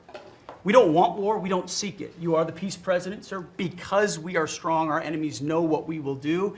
And so whether it's Secretary of War or Secretary of Defense, that warrior ethos is changing. We're going back to basics. Our drill and... if you understand this, we've talked about it many times over the years. The reason they changed it is because they wanted to propagandize you. They wanted you to think that we weren't fighting wars. We were defending ourselves, but everywhere. It's just a simple social engineering experiment, guys. And all they're doing now is they're trying to, whether it's because we're rolling back into this, the technocrat led, like, we don't care what you think. I don't know. But it really does show you that they're trying to, let me put it this way. It's all opinion. One or two things I would think. Either they're doing that because they're trying to signal to you that they are going to go to war everywhere and they want you to be on board with it. Or, like I said, it feels like there's some kind of a destructive element to this. You don't just expose the fact that we've been deceiving you this whole time and call yourself the peace president and then let it clearly come out that you're going to be going to war. It just seems counterintuitive. It doesn't make logical sense from like a usual political standpoint. So I just find that to be interesting. And I wonder whether it's more about, like deliberately trying to collapse things. It's just worth considering. Trump has shattered the annual record for airstrikes in Somalia. Peace president, though, right? It's true. It's everywhere you look. This is the case. Israel just bombed a Syr hospital, a Reuters journalist in the hospital, but they bombed the hospital first, waited for them to come in, and then bombed it again. Because that's what they normally do, right? But then they say, hey, we're sorry about that mistake. No joke. Israel, what's funny is, this Israel Defense Forces confirmed it did hit it, but that it was an accident. It was ultimately what they're arguing. Then on the media, though, in Israel, they reported pretty broadly that it was actually approved from the highest levels because they knew who was there. This is what we keep showing you in their media, in the Knesset. They're like, we got that Reuters journalist, like that kind of thing. And we just we're not honest about it. But that again, and as Caitlin Johnstone points out, the 8th. Remember that time in the beginning where they were like, we're not doing that. You're fake news. And then this is the 8th time they've bombed that hospital. So explain to me why the second time made sense. Explain to me why the 4th time. Are we claiming there's still secret tunnels and human shields? They're just bombing people who are trying to make that place somewhere they can have refuge. It's disgusting to me. And this is what Trump and the rest of them support. Always this matters to me in any conversation we're having about whether they're people you should listen to, whether they're people who care about human life or care about your rights or care about anything. Lastly, as I just showed you the other day, here's Aviva Klampus, one of these really just floundering Zionist propagandists, because the whole world sees them, saying more incredible scenes of protests in Tel Aviv. What did I just tell you? These are massive protests of people who are in many cases carrying signs of dead children. They're protesting for them to end the war, to take a deal. And in this case, many of them are literally like, we want this to end because you're killing children. Now, that is not the majority in Israel. But I just reported on this massive 300,000 protests who are openly calling for the end of this. One of them were saying, GHF, there's genocide, they're killing children. And what I tell you, these very desperate Zionists will go and say, look at our protest for you to release the hostages, which in a way is what they're saying, but they're calling for the Israeli government to make that happen because they know they're the ones stopping it. And yet, she tries to make it out, and she doesn't really even frame it that. She just says, in scenes from a protest, in hopes that you'll go, oh, they're fighting on our side. It's ridiculous how desperate they are, and it's clear why. Everyone sees them. Nobody's falling. Now, again, I am being hyperbolic there, but I do mean it I'm using it that way for a reason. It's not literally everybody, but it is clear that the majority for a long time now recognizes what this is. All around the world, you can't deny this anymore, guys. You can't deny that it's every major human rights group and almost every platform that's like mainstream or otherwise has acknowledged famine, genocide everywhere, even though in many cases they're still pulling punches, right? Just very, very clear. And they are all involved in this. Like, let's make the bigger point in regard to the world. Yes, Epstein's a major story that they're covering up. Yes, what they're doing with health is crazy. This is the biggest thing in the world. This ongoing genocide in multiple nations in the same agenda is overwhelming. And less are people even pointing to it. I mean, even in my coverage, the only reason I would focus on is because I know you guys are aware of this. And I know that we've covered it like extensively, and I still will. But it's like some days it's like, we know that there's killing, which I hate even saying out loud, but at the end of the day, we have to cover a lot of other things too. So even that makes me disgusted that this should be 24/7 all the time. Look at what they're doing, not this protest, but the reality of the ongoing genocide. It really is the most important thing in the world. I mean, it's what, removing our personal political drive. Like, if you're objectively looking at everything, this has to be what we care about most. And that's going to bother people who want to make it about personal, how else can we cover this? The amount of people that are suffering, the amount of, it's not just suffering, like created famine, fake pieces of food that blow up in children's hands, shooting them while they try to scrape dry rice out of the dirt. This is, something that will stick with me forever. And it should. But we'll get into plenty more in the next show, guys. I'll leave it there for today, but I'll leave you with a clip. Linda Monwin says, Professor Jeffrey Sachs, we're seeing something that is beyond imagining taking place before our eyes. I agree. Plenty more to get to, guys. We will see you in the next show. I love you all. As always, question everything. Come to your own conclusions. Stay vigilant. Israel is the most lawless, violent, criminal, rogue state on the planet. It is committing a genocide. It is starving 2 million people. And it is now proposing to do more. Very explicitly. First, to occupy Gaza through another major military operation against a population facing starvation. And in the occupied West Bank of Palestine, to establish new settlements that explicitly, according to the minister, zealot minister of this government, Smotrich, will destroy any chance for a state of Palestine. In other words, Israel is not only committing a genocide, it is upping the ante right now. It is a rogue state operating completely outside of international law, spitting in the face of the entire world. The American people are overwhelmingly against what Israel is doing, overwhelmingly. And they are calling for the United States to recognize a state of Palestine to save millions of people who are being starved to death or facing expulsion, ethnic cleansing, murder, and expropriation. I'm sorry to be so blunt, but we have not seen anything so shocking as this in our lifetimes, actually, in recent decades. What is happening right now is utter criminality. What is the U.S. doing about it? It is siding with Israel in everything. It is completely complicit in everything. It sanctions the International Criminal Court, which cites these war crimes. It sanctions the judges of the International Criminal Court. President Trump declares that Netanyahu, who presides over these crimes, is a great person and a war hero.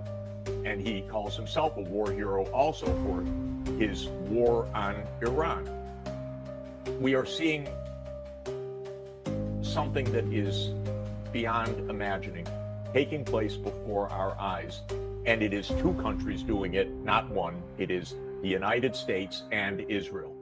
And how Trump operates in this way and draws the American people against our will into this is a disgrace. He calls himself a peace president. This is a genocide president. We are disgusted by the behavior of Washington. It's Trump, it's the Congress in the hands of this lobby that is committing a genocide. We're disgusted. It has to stop. And this is the overwhelming view of the American people.